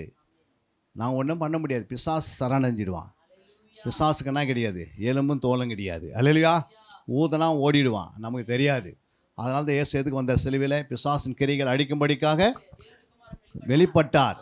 கிரிகளாம் அழிச்சிட்டாரு. புரியுதுங்களா? நம்ம ஒன்றா ஊதி ஆனவ தொத்திடணும். எல்லையை விட்டு துரத்தணும்னா நமக்கு ஒரு இரவு ஜபம் இருக்கணும், பகல் ஜபம் இருக்கணும், உபவாசம் ஜபம் இருக்கணும், ஜாமக்கார ஜபம் இருக்கணும், விழுத்திருந்து ஜெபிக்கணும், நேரத்தை கொடுத்து ஜெபிக்கணும், பிள்ளைகளை கொண்டு வந்து ஜெபிக்கணும், சபையோடு ஜெபிக்கணும், ஐக்கியத்தோடு ஜெபிக்கணும், அரவணைத்து ஜெபிக்கணும், ஐக்கியத்தில் நிலைத்திருந்து ஜெபிக்கணும், உறுதியாக இருந்து ஜெபிக்கணும். இப்படி ஜெபம் பண்ணினே இருந்தீங்கன்னா நீங்கள் இந்த உலகத்தில் உங்களை ஆண்டு டாப் லெவலில் தூக்கிடுவார். அல்லேலூயா. உங்கள் பிள்ளைங்களாம் டாக்டராக மாறும், உங்கள் பிள்ளைங்களாம் சயின்டிஸ்ட் விஞ்ஞானியாக மாறிடும். சும்மா சாதாரணமாக தான் இருப்பாங்க. ஆனால் ஒரு 25 வயசானதுக்கு பிள்ளைங்க டாக்டராக மாறி ஒரு வெளிநாட்டுக்கு போய் 30 லட்சம் சம்பளம் வாங்குவாங்க. ஒரே மாதம் சம்பளம் உங்களை என்ன பண்ணோம்? உங்கள் வீட்டை தலைக்கிட மாற்றும். இல்லைனா நீங்கள் 8000க்கு 5000க்கு வேலை செய்யுதுங்கன்னு அதே உங்களுக்கு பத்தாத வீட்டுக்கு என்ன பண்ண முடியாது? வீட்டுக்கும் வாடி கொடுக்க முடியாது. சரியான பார்க்குற பொருளை வாங்க முடியாது. ஆப்பிளை பார்ப்பீங்க, அவ்வளோ விலைக்குது யார் வாங்குது அப்படின்னு. ஆப்பிள் என்ன பண்ண ஆண்டவர் நமக்காக படித்தார். நம்ம சாப்பிடாம உலகத்தான் சாப்பிட்டுப்பான். புரியுங்க? ஏன் அப்படின்னா அது பார்த்தா விலை எப்படி இருக்குது, அதிகமாக இருக்குது. நம்ம வாங்கின சம்பளத்துக்கு அதை வாங்க முடியுமா? வாங்க முடியாது. சில பணம்லாம் என்ன பண்ண முடியாது, நம்ம பார்ப்போம், கண்ணால் பார்ப்போம் அப்படியே. ஆனால் ஆண்டவர் சொல்வார், வாங்கி புசி, அடித்து புசின்னுவார், உனக்கு நான் எல்லாத்தையும் நான் கொடுக்குறேன்னுவார். ஆனால் நம்ம என்ன பண்ணுறோம், நம்ம பைபிளை வாசிக்கிறதில்ல, ஜெபம் பண்ணுறதில்ல, சும்மா வர வேண்டியது, ஸ்கூலுக்கு வர மாதிரி வெல்பேர் ஸ்கூல் போகிற மாதிரி அப்படி வந்து போகிறது. அல்லேலூயா. வெல்பேர் ஸ்கூலில் படிக்கிறாங்க, நம்ம ஆலயத்தில் படிக்கிறது இல்லை. அல்லேலூயா. நாங்கள் வெல்பேர் ஸ்கூலில் படிச்சுட்டே இந்த அளவுக்கு நிற்கிறேன்னா, நீங்கள் தேவனுடைய ஆலயத்தில் படிக்கிறீங்களே, நீங்கள் படிக்க படிக்க சத்தியத்தை அறிய என்ன ஆவீங்க, உங்களுடைய வாழ்க்கையில் தடைகளெல்லாம் உடைத்து எறிவார். புரியுங்களா? எல்லா தடைகளும் உங்களை விட்டு போயிடும். அது ஒரே ஒரு வழி என்னன்னா, இந்த வேதம் தான், இந்த சத்தியம் தான், உங்கள் ஜெப நேரம் தான். புரியுங்களா? ஜெப நேரத்துக்கு, ஜெபம் என்பது சாத்தானுக்கு உண்டாகிற கோமா ஸ்டேஜ். நீங்கள் ஜெபித்தீங்கன்னா சாத்தான் தானே கோமா ஸ்டேஜுக்கு போயிடுவான். அப்படி நீங்கள் ஜெபிக்கலை அப்படின்னா உங்களை கோமா ஸ்டேஜுக்கு அனுப்பிட்டுருவான். அல்லேலூயா. நீங்கள் கோமா ஸ்டேஜுக்கு போகிற ஆசைப்பட்றீங்களா, பிசாசு அனுப்ப ஆசைப்பட்றீங்களா? அதுக்கு என்ன செய்யணும், அதிகமான ஜெபத்தை ஏறெடுக்கணும். எங்கே சுத்தாதீங்க. உங்களுக்கு தேவை என்ன இருந்தாலும் எல்லாத்தையும் கொண்டு வந்து எங்கே கொடுத்துடணும், ஆலயத்தில் முழங்கால படிக்கிட்டு உங்களுடைய எல்லா தேவைகளும் கர்த்தருக்கு என்ன பண்ணுங்கள், அர்ப்பணிச்சிடுங்க. ஆண்டவரே எனக்கு இந்த குறைகள்லாம் இருக்குது, அவ்வளோதான். கர்த்தர் எல்லாவற்றையும் நிறைவாக மாற்றுவார்.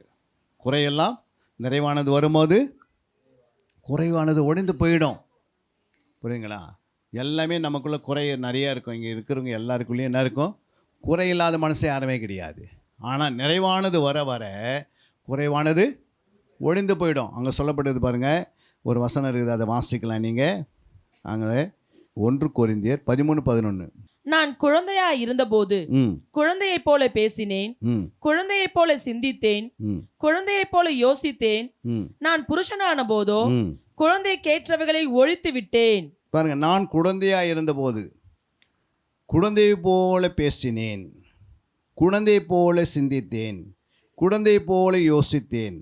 நான் புருஷனான போதோ குழந்தைக்கேற்றவைகளை ஒழித்து விட்டேன். அல்லேலூயா. நீங்கள் தான் ஒழிக்கணும். எதை ஒழிக்கணும்? குழந்தைக்கேற்றவர்களை. குழந்தைக்கேற்றவனை எப்படி பவுல் சொல்கிறார்? எப்போ குழந்தையா இருந்தார் பவுல்? சவுலாக இருக்கும்போது என்ன பண்ணார் அவர்? சபையை போய் சபைக்கு விரோதமாக எழுப்பினார். அது குழந்தைன்னு சொல்கிறாரு. சபையில் இருக்கிறவங்களாம் சீசர்கள் அடிக்க ஆரம்பித்தார். அப்புறம் சபைக்கு விரோதமாக எழுப்பினார். சபை உள்ளவர்களை பலவீனப்படுத்தினார். சபை நடத்தக்கூடாது தடை பண்ணார். இவங்களாம் யார்? குழந்தைகள். புரியுங்களா? அது மாதிரி நம்ம குழந்தைத்தனமான சின்ன சின்ன காரியங்க இருக்கும். ஆனால் அதெல்லாம் ஒழிக்கணும். ஒழிச்சிட்டோன்னா மறியணும். நம்ம புருஷனத்துக்கு ஏற்றவர்களை என்ன பண்ணோம்? ஒரு புருஷனானை போல, புருஷனானா இயேசு கிறிஸ்து தன்னுடைய ஆதாமை உண்டாக்கும் போது அவரை எடுத்த பிறகு குழந்தைய உருவாக்கலை. எப்படி உருவாக்கினார்? புருஷனாக உண்டாக்கினார். புருஷன்னா ஒரு 21 வயசு. புரியுங்களா? ஒரு மனுஷனை உண்டாக்குறதுக்கு ஆண்டவர் என்ன பண்ணுவார்? டைரெக்டாக 21 வயசுல ஒரு மனுஷனை உண்டாக்குறாரு. அப்புறம் தாயின் கருவிலையும் உண்டாக்குறாரு. எலும்பினாலும் உண்டாக்கிறாரு. கல்லினாலும் உண்டாக்கிடுவார். அவரால் ஆகாத காரியம் ஒன்றுமே ஏதாவது இருக்குதா? தலைக்கடை எல்லாத்தையும் மாற்றுவார். முடியாது ஒன்றுமே கிடையாது. புரியுங்களா? ஏன் இவ்வளோ நடக்குதுன்னா அவர் ரொம்ப பரிசுத்தமாக இருக்கனால தான். பரிசுத்தமாக இருக்கிறவங்களுக்கு எது சொன்னாலும் நடந்துடும். புரியுதுங்களா? நீ என்ன சொல்கிறாயோ அதை அப்படியே நிறைவேற்றுவார். ஏன் அப்படின்னா அவங்களுக்குள்ள என்ன இருக்குது? பரிசுத்தம் இருக்கிறது. இயேசுக்குள்ளே எப்படி இருந்தது? பரிசுத்தம் இருந்தனால அவர் கை வச்சா குணமாகறாங்க. புரியுங்களா? அவர் பேசுனா குணமாகறாரு. அவர் சரீரத்தை வஸ்திரத்தை தொட்டனா ஆகுது. உங்கள் வஸ்திரத்தை நம்ம வஸ்திரம் என்ன தொட்டால் குணமாகறாங்களா?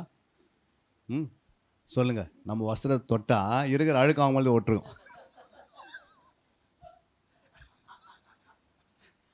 அந்த மாதிரி நம்ம என்ன பண்ணோம்? இயேசு சொல்கிறாரு, என்னை பின்பற்றி வா. ஒன்று சொல்கிறார். ரெண்டாவது என்ன சொல்கிறாரு? என்னுடைய அடிச்சோடைய பின்பற்றுங்கன்றாரு. நான் எப்படி வாழ்ந்தோன்னு அதே மாதிரி நீங்கள் வாழுங்க. அதுக்கு பெரிய பெரிய என்ன பண்ண தேவையில்லை. ஒரு பெரிய கம்பெனி கட்டி தான் வாழ முடியாது. அல்லேலூயா. அவர் வாழ்வதற்கு உட்காந்து பைபிள் என்ன பண்ணோம்? உன்னால் படிக்க தெரியலனா யாராவது ஒரு பிள்ளைங்களை வச்சுக்கின்னு ஒரு பிஸ்கட் வாங்கி கொடுத்த பிள்ளைங்களுக்கு படிக்க சொல்லணும். அல்லேலூயா. இந்த பைபிளில் டெய்லி ஒரு அதிகாரம் வாசி கொடுப்பான். நான் என்ன பண்ணுறேன்? 10 ரூபா உனக்கு சாக்லேட் கொடுக்குறேன்னா இன்றைக்கி எல்லா பிள்ளைங்களும் படிக்குதுங்க. அறிவு வந்ததா? அறிவு இல்லையா? இந்த உலகத்தில் அறிவு இருக்குதா இல்லையா? படிப்பு அறிவு எல்லாருக்குமே இருக்குது. புரியுங்களா? நீங்கள் அப்படி முயற்சி பண்ணும்போது உங்கள் மேலே படிப்பறின்னு ஆவியை ஊற்றுவார். புரியுங்களா? ஒரு காலம் வரும்போதுனால இந்தம்மா உன்னத்து மூலமாக படிச்சுக்கிறான்னு சொல்லி இதை கவனித்து ஆண்டவர் என்ன பண்ணுவார்? உங்கள் மேலே படிப்பு அறிவின் ஆவியை ஊற்றி நீங்களே என்ன பண்ணுங்க? பைபிள் படிக்க ஆரம்பிச்சிடுங்க. ஆவி ஊற்றினா நீங்கள் என்ன பண்ணுவீங்க? பேசுவீங்க. எல்லாமே நடக்கும். பரிசுத்த ஆவி உங்கள் மேலே இறங்கி வரும்போது நீங்கள் என்னென்ன ஆவி எப்படி இறங்குதோ அப்படியே நீங்கள் என்ன பண்ணுவோம், ஆவியான உங்களை விடுதலை ஆக்குனா நீங்கள் விடுதலை ஆகிடுவீங்க. அதே மற்றவங்களுக்கு நீ கை வச்சா உடனே குணமாகிடுவாங்க. நீங்கள் என்ன பண்ணுவீங்க, போய் வியாதிஸ் மேலே கை வைப்பீங்க, அவங்க மனம் திரும்புவாங்க அப்படின்னு ஒரு வசனங்குது. வாசிங்க மார்க் 16:17. விசுவாசிக்கிறவர்களால் நடக்கும் அடையாளங்கள் ஆவன, என் நாமத்தினாலே பிசாசுகளை துரத்துவார்கள், நவமான பாஷைகளை பேசுவார்கள், சர்ப்பங்களை எடுப்பார்கள், சாவுக்கு ஏதுவான யாதொன்றை குடித்தாலும் அது அவர்களை சேதப்படுத்தாது, வியாதிஸ்தர்கள் மேல் கைகளை வைப்பார்கள், அப்பொழுது அவர்கள் சொஸ்தமாவார்கள் என்றார். அல்லேலூயா. இங்க என்ன சொல்றார் ஆண்டவரே, சர்ப்பங்களை எடுப்பார்கள். யார் எடுப்பாங்க? அங்கேயே 17 சொல்லி விசுவாசிகள் நடக்கும் அடையாளங்கள் யாவன. அப்போ ஒவ்வொரு இங்கே இருக்கிறவங்கள விசுவாசிகளா, இல்லை சீசர்களா, இல்லை நீங்கள் உடன் ஊழியர்களா, இல்லை ஊழியர்களா? நீங்களே யாருமா நீங்கள்? விசுவாசி. நீங்கள் போய் ஒருத்தர் மேலே கை வச்சா அவங்க என்ன ஆகிடும்? வியாதிஸ்தர்கள் மேல் நீங்கள் கைகளை வைக்கும் போது என்ன உண்டாகும்? பிசாசுகளை துரத்த முடியும், வியாதிஸ் மேலே கை வைக்க முடியும். புரியுங்களா? நம்முடைய கவர்மெண்ட் ஹாஸ்பிட்டலில் பார்த்தீங்கன்னா ஏகப்பட்டவங்க வந்து உள்ளே படுத்துன்னுக்கிறாங்க. போய் அவங்களாம் காலி பண்ணுற வேலையை நீங்கள் செய்திடணும். அல்லேலூயா. எழுந்து நடக்கக்கூடிய வல்லமை உங்கள் மேலே இறங்கி வரும். பரிசுத்தாவி உங்கள் மேலே இறங்கி வரும்போது நீங்கள் போய் கையை வைப்பீங்க வியாதிஸ் மேலே. அவங்க குணமாகலாம் மாட்டாங்களா? சொல்லுங்கம்மா. அப்படின்னு வசனம் எழுதிக்குது. யாருக்கு சொன்னார்? விசுவாசிகளுக்கு ஒரு அடையாளம் இருக்குதா? நீங்களாம் எல்லாம் விசுவாசம் இருக்கிறீங்களா, இல்லை அவிசுவாசம் இருக்கிறீங்களா, இல்லை அற்ப விசுவாசம் இருக்கிறீங்களா? விசுவாசம் இருக்குன்னா நீங்கள் யார் மேலே வியாதிஸ் மேலே கை வச்சுருக்கீங்களா? இது வரைக்கும் வச்சுக்கிறீங்களாம்மா சிஸ்டர்? இல்லை. இனிமேல் என்ன பண்ணுங்க, ஒரு அடையாளம் இருக்குனால. இப்போ ஒரு டிராஃபிக் போலீஸ் இருக்கிற அவங்களுக்கு என்ன இருக்குது? ஒரு அடையாளம் இருக்குது. அவர் ஒயிட் ட்ரெஸ் போட்டு காக்கி பேண்ட் போட்டிருப்பார், போட்டுக்கிறா இல்லை, ரோட்டில் நிற்கிறாரு. அவருக்கு ஒரு அடையாளம். அவர் யாருன்னு கேட்டால் நம்ம என்ன பண்ணுவோங்க, அவரே ஒரு மரம் மாதிரி தெரியுது அப்படின்னு நம்ம சொல்லுவோமா? உடனே என்ன சொல்லுவோம் அப்படின்னு சொல்கிறோம். ஒரு ரயில்வேல நீங்கள் போகிறீங்க, அங்கே ஒரு கார்டு நின்றுக்கிறாரு. அவர் என்ன ட்ரெஸ்ஸில் இருப்பார்? ஒயிட் ட்ரெஸ்ஸில் இருப்பார். ஒரு டீட்டெயில் அந்த ட்ரெஸ்ஸில் இருப்பார். அப்போது ஒரு விசுவாசிக்கு என்ன ட்ரெஸ்ஸு? ஒரு அடையாளம் இருக்குது. அது என்ன அடையாளம்? நீங்கள் யார் மேலே வியாதிஸ்து மேலே போய் நீங்கள் கையை வைக்கும் போது அவங்க என்ன பண்ணிவிடுவாங்க? சுகமாவார்கள். அப்போது வியாதிஸ்து மேலே போய் நீங்கள் கையை வைக்கிற அளவுக்கு அந்த விசுவாசம் இருக்குதானே உங்களை நீங்களே டெஸ்ட் பண்ணி பார்க்கணும். புரியுங்களா? இப்படி தான் டெஸ்ட் பண்ணி பார்க்கணும். இப்படி பார்க்கும் போது கர்த்தர் என்ன செய்வார்? உங்கள் மேலே அந்த அற்புதத்தை செய்வார். செய்ய மாட்டாரா? பெரிய காரியத்தாண்ட செய்வார். இது காட்டிலும் பெரிய பெரிய காரியத்தை செய்வார். மரித்தோர்களை உயிரோடு எழுப்பக்கூடிய வல்லமை உங்கள் மேலே இருக்குது. நீங்கள் டெஸ்ட் பண்ணுறதில்ல. வரீங்க சர்ச்சில், சண்டே ஒரு நாள் வரீங்க, அப்புறம் நடுவில் உபவாசம்தான், போகலாமா போகக்கூடாதா அப்படின்னு நினச்சிடுறீங்க. அப்புறம் வாரத்துக்கு 20 ஜபம், மாதத்துக்கு ஒரு வச்சா கூட அதுலேயும் வர முடியல. இப்படியே இருந்தீங்கன்னா உங்களுடைய ஆத்மா நயம் வரையில் போகாது. உங்கள் ஆத்மாவை நீங்கள் நஷ்டப்படுத்தினால் உங்களுக்கு என்ன லாபம்? 24 மணி நேரம் ஆண்டு கொடுத்தாரு. தூங்கி தூங்கி தூங்கி தூக்கத்துக்கு என்ன பண்ணுறோம்? 12 மணி நேரம் போயிடுது. 8 மணி நேரம் வேலைக்கு போயிடுது. சாப்பாட்டுக்கு குளிக்கிறதுக்கு எல்லாம் சேர்த்து ஒரு 4 மணி நேரம். 24 மணி நேரம் நீ சரியத்துக்கு கொடுத்தீங்கன்னா புரியுங்களா, பிறந்ததே வேஸ்ட்டுன்னு ஆண்டு சொல்கிறாரு. அல்லேலூயா. நீ பிறக்காதிருந்தால் நல்லா இருக்கும் அப்படின்றாரு. இப்போ நம்ம எப்படி பிறந்துட்டோம்? தாயின் வயிற்றில் வெளியே வந்துட்டோம். வெளியே வந்து அப்படியே இருந்தோம். எப்படியோ யார் மூலமாக, ஒரு ஊழியக்காரன் மூலமாக, ஒரு டிவி மூலமாக, சுவிசேஷம் எப்படியோ நமக்கு தெரியப்பட்டு ரட்சிக்கப்பட்டு எப்படியோ எங்கே வந்துட்டோம்? இப்போ தேவனுடைய ஆலயத்துக்குள்ளே வந்துட்டோம். இப்போ ஆலயத்தில் வந்தோம், இருக்கிற வண்ணமாகவே நீங்கள் வெளியே இருக்கிற மாதிரியே உள்ளே இருந்தீங்கன்னா ஒரு பிரயோஜனம் கிடையாது. உங்களே நீங்கள் என்ன பண்ணிக்கிறீங்க? நஷ்டப்படுத்தி கொள்ளுகிறீங்க. உங்களே நீங்கள் என்ன பண்ணுறீங்க? பலவீனப்படுத்திக்கிறீங்க. உங்கள் ஆத்மாவை நீங்கள் நஷ்டப்படுத்துகிறீங்க. ஆத்மான்னு ஒன்று இருக்குது, அது வரிகளை ஆயத்தமாகணும், அதை நான் ஆயத்தப்படுத்தணும் அப்படின்னு நீங்கள் எப்போ எடுக்கிறீங்களே தீர்மானம், அப்போ தான். இல்லை என்றால் உங்கள் ஆத்மா ஒரு நாள் வரும்போது அந்த ஒரு தாளந்து வாங்கினவன் ஆத்மா என்ன பண்ணிட்டான்? நம்ம பண்ணிட்டான் சொல்லுங்கள் பார்க்கலாம்.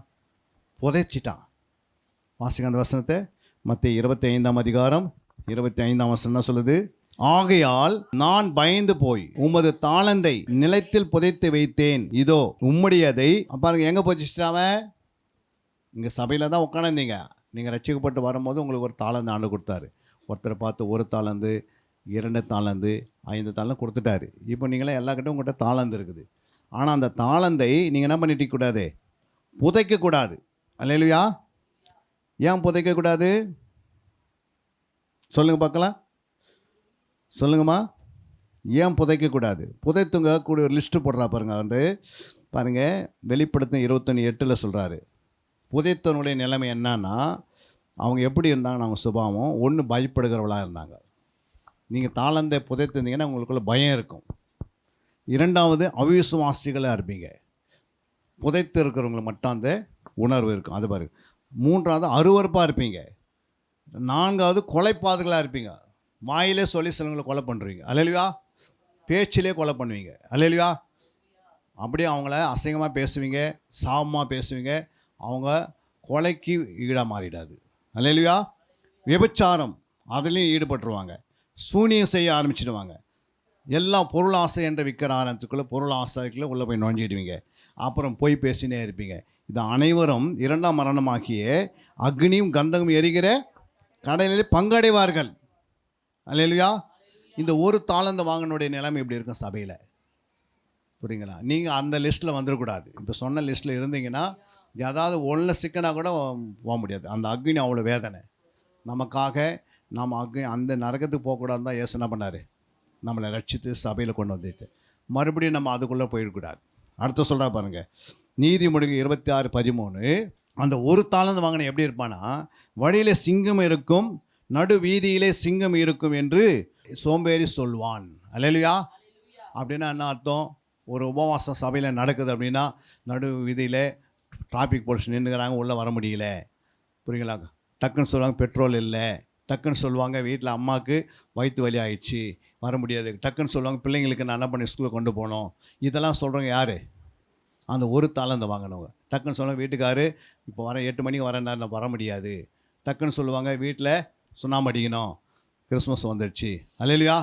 டக்குன்னு சொல்லுவாங்க வீட்டில் என்ன பண்ணுவாங்க, பிள்ளைங்களாம் ட்ரெஸ் எடுத்துக்கு போகிறேன், இன்றைக்கி உபவாசம் எங்களுக்கு தேவையில்லை, ட்ரெஸ் தான் முக்கியம்னுவாங்க. அவன் ஒரு தாளந்து வாங்கின எது முக்கியம்னு அவங்களுக்கு தெரியாது.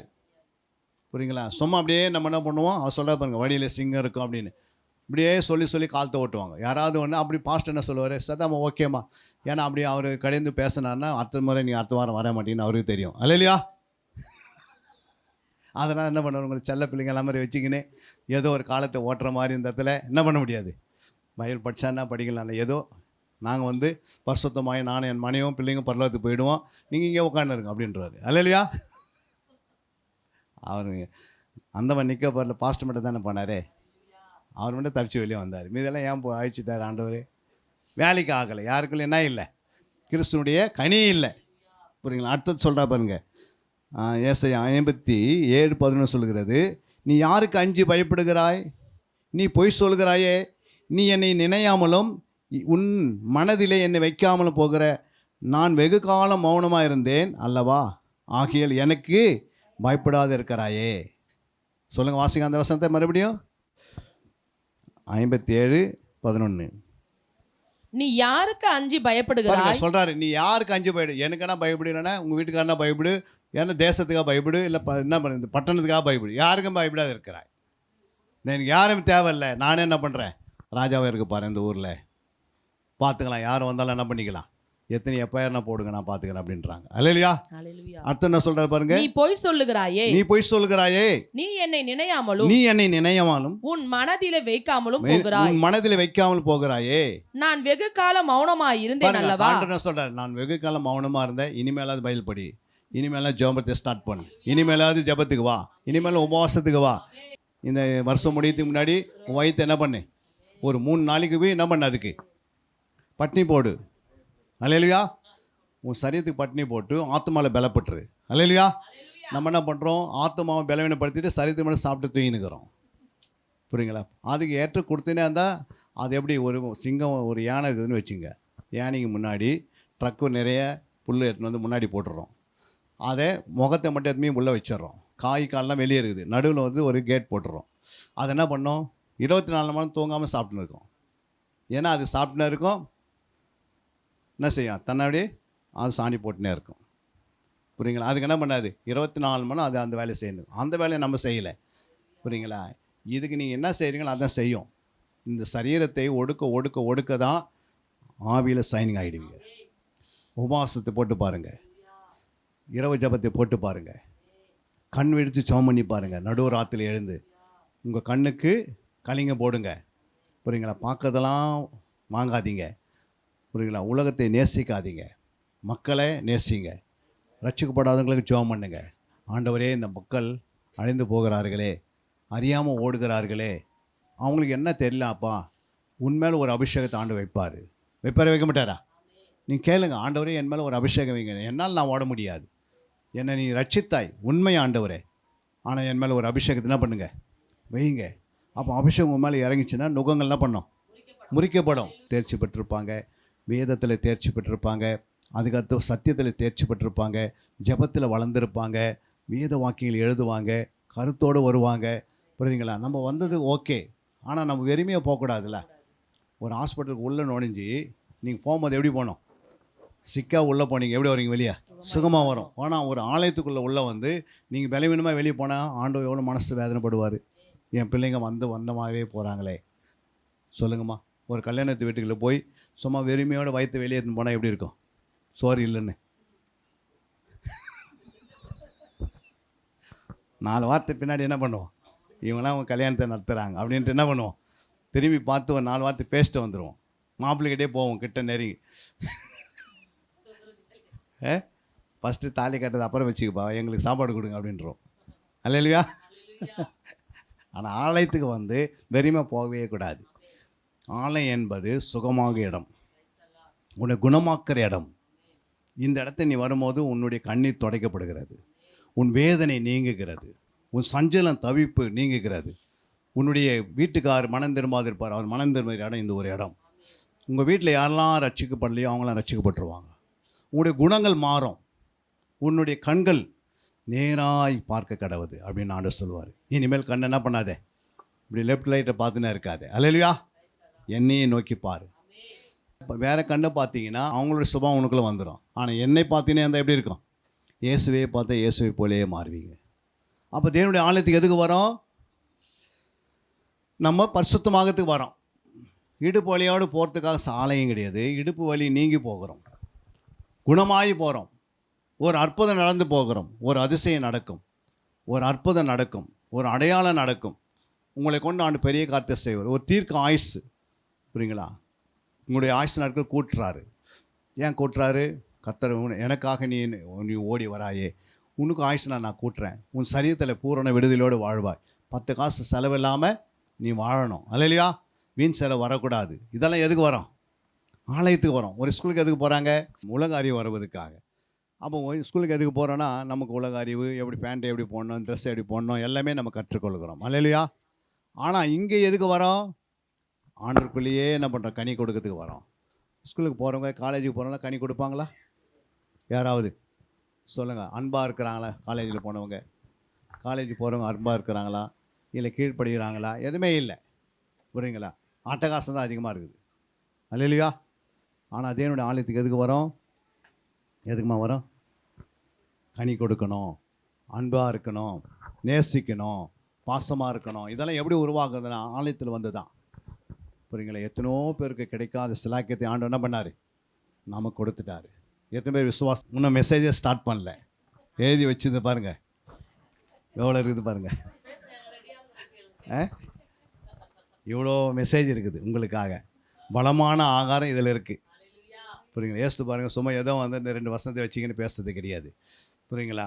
நீங்கள் திருப்தியாக போகணும், மனதில் பலத்தோடு போகணும், உங்களுடைய இருதயம் பூரிப்பாகணும். அல்லையா? மன மகிழ்ச்சியாக இருக்கணும். அப்போ இதெல்லாம் வந்து நமக்கு கேட்க கிடைக்காத காலங்கள் வரப்போகிறது. புரியுங்களா? நீங்கள் கொஞ்சம் பேர் இருந்தாலும் அதிகமாக பேர் இருந்தாலும் ஆண்டவர் அங்கே இருக்கிறார். ஏதோ நான் 1000 பேர் இருந்தால் தான் நடுவில் இருப்பேன் அப்படின்னு சொன்னாரா? 2 பேர் அல்லது 3 பேர் என் நாமத்தினால் எங்கே கொடுக்குறார்களோ அங்கே இயேசு இருக்கிறார். அவர் வருத்தப்படுறாரு. ஐயோ, என் பிள்ளைங்க நோட்ஸ் எடுத்துன்னு வராது வந்துட்டாங்களே. அல்லையா? வருத்தப்படுவார் ஆண்டவர். நம்ம நினைக்கிற மாதிரி இல்லை. இது நான் ஆவியில் உணர்ந்து பேசுகிறோம். இப்போ ஏதோ நான் வந்து உங்களை முகஸ்துதிக்காக பேசலை. புரியுங்களா? கஷ்டத்தை கொடுத்ததுக்காக பேசலை. நீங்கள் பலவீனப்பட்டு போய் நான் அதுக்காக பேசலை. உங்கள் மூலமாக ஒரு கூட்டத்தை நீங்கள் என்ன பண்ண வருகீல நீங்கள் ஆயத்தப்படுத்தணும். நீங்கள் இடரில்லாத வாழ்ந்தாவே உங்களோட ஒரு கூட்டம் வந்துடும். யாருக்கும் இடறி வாழக்கூடாது. மற்றவங்களுக்கு நம்மளை பார்த்து இவங்களா அப்படின்னு நம்ம சொல்லிடக்கூடாது. கிறிஸ்தவங்களா அவங்க உண்மையாக இருப்பாங்க, நேர்மையாக இருப்பாங்க, பரிசுத்தமாக இருப்பாங்க. அவங்க நடையில் பாருங்கள், உடையில பாருங்கள், அவங்களுடைய ஒழுங்கை பாருங்கள். அவங்களுடைய தேவன் உண்மை உள்ள தேவன் நம்மை பார்த்து சொல்லணும். சொல்கிறாங்களாம்மா? நம்மளே போய் இடுப்பு வலின்னு அவங்ககிட்ட சொன்னால், நம்முடைய கஷ்டத்தை எதுவுமே அவங்ககிட்ட சொன்னால் ரசிக்கப்படாதுங்கிட்ட அவங்க என்ன சொல்லுவாங்க? அவங்கக்கிட்ட போய் 100 ரூபாய் கடன் கேட்டால் அப்போது அவங்க சொல்லுவாங்க, நம்ம கடவுள் தான் பெரிய கடன் சொல்லுவாங்க. நம்ம கொடுக்குறவங்க. நம்முடைய இயேசு என்ன பண்ணார்? கொடுக்கிறவர். அப்போ நம்ம பிள்ளைங்க எப்படி இருக்கணும்? கொடுக்கணும். என்னென்ன கொடுக்கணும்? பணம் மட்டும் இல்லை, உன் அன்பை கொடுக்கணும், உன்னுடைய நேசத்தை கொடுக்கணும், உன் பாசத்தை கொடுக்கணும். இந்த ஆலயத்துக்கு வந்து நீங்கள் போகும்போது இன்னிலேருந்து ஒரு மாற்றங்கள் வரணும். அதுக்கு தான் நம்ம இங்கே வரோம்.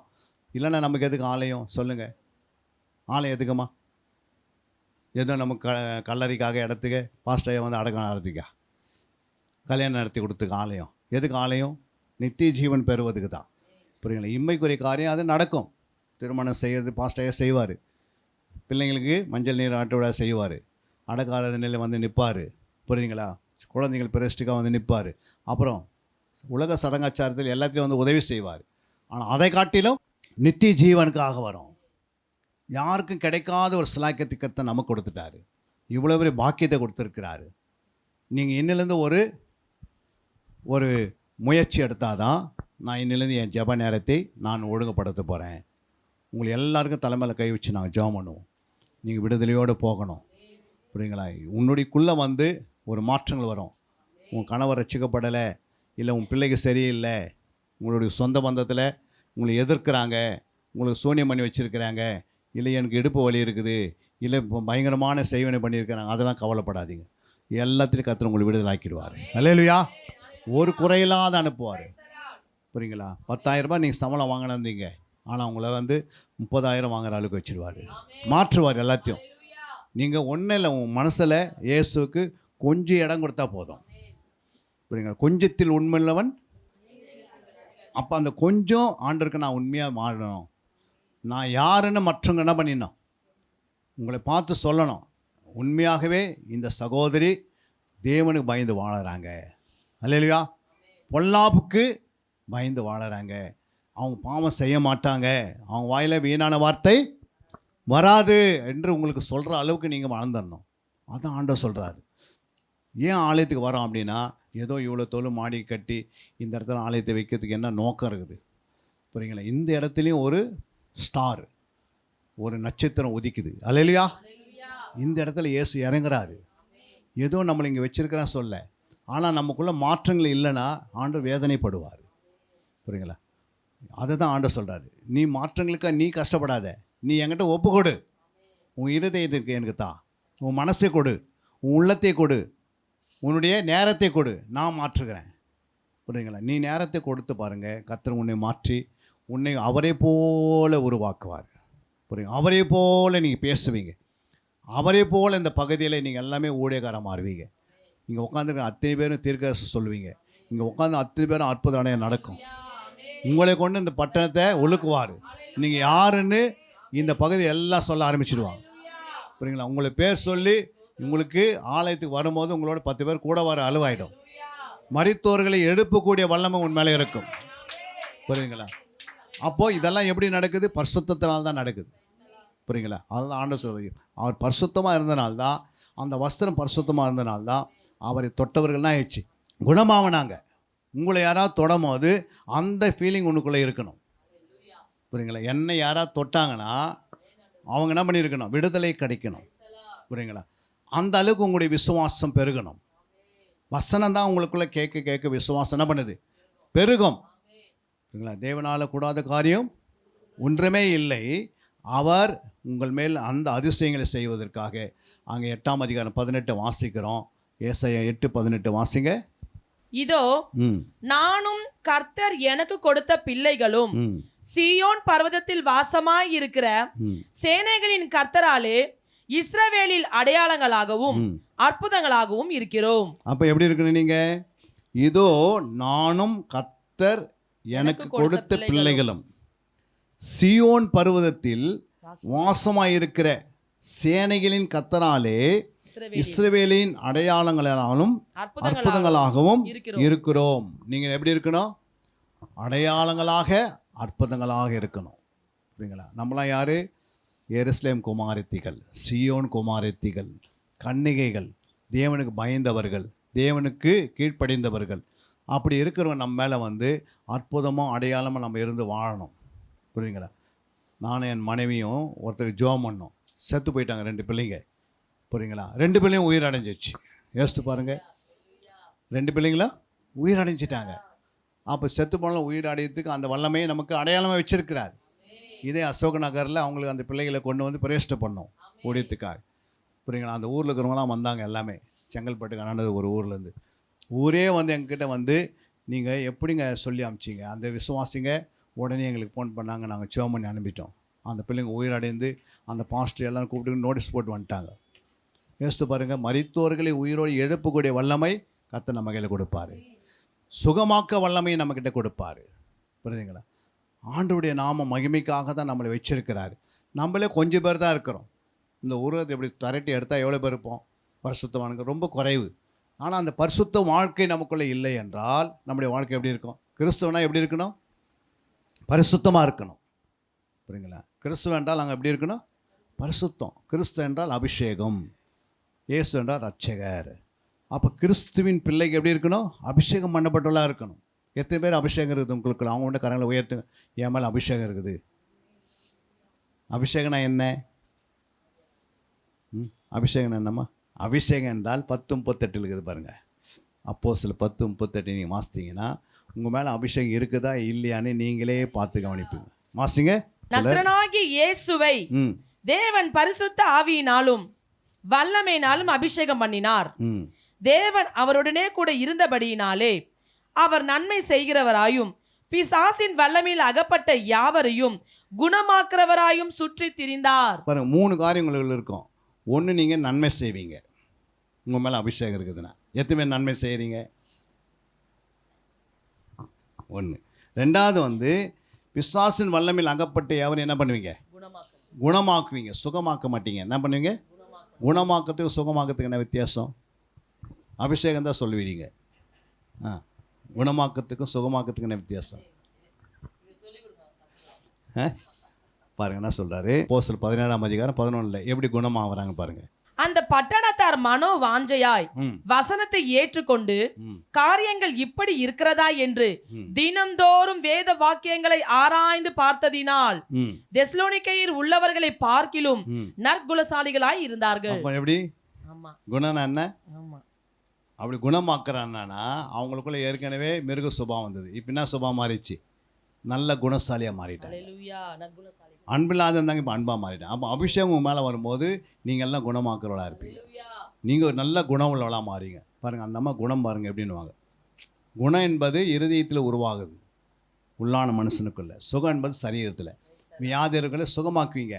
ஆனால் குணமாங்கினா சுகம் வந்துடும். ஒருத்தர் குணம் மாறுதுன்னா அவங்க என்ன வரும்? சுகமாயிடுவாங்க. புரியுங்களா?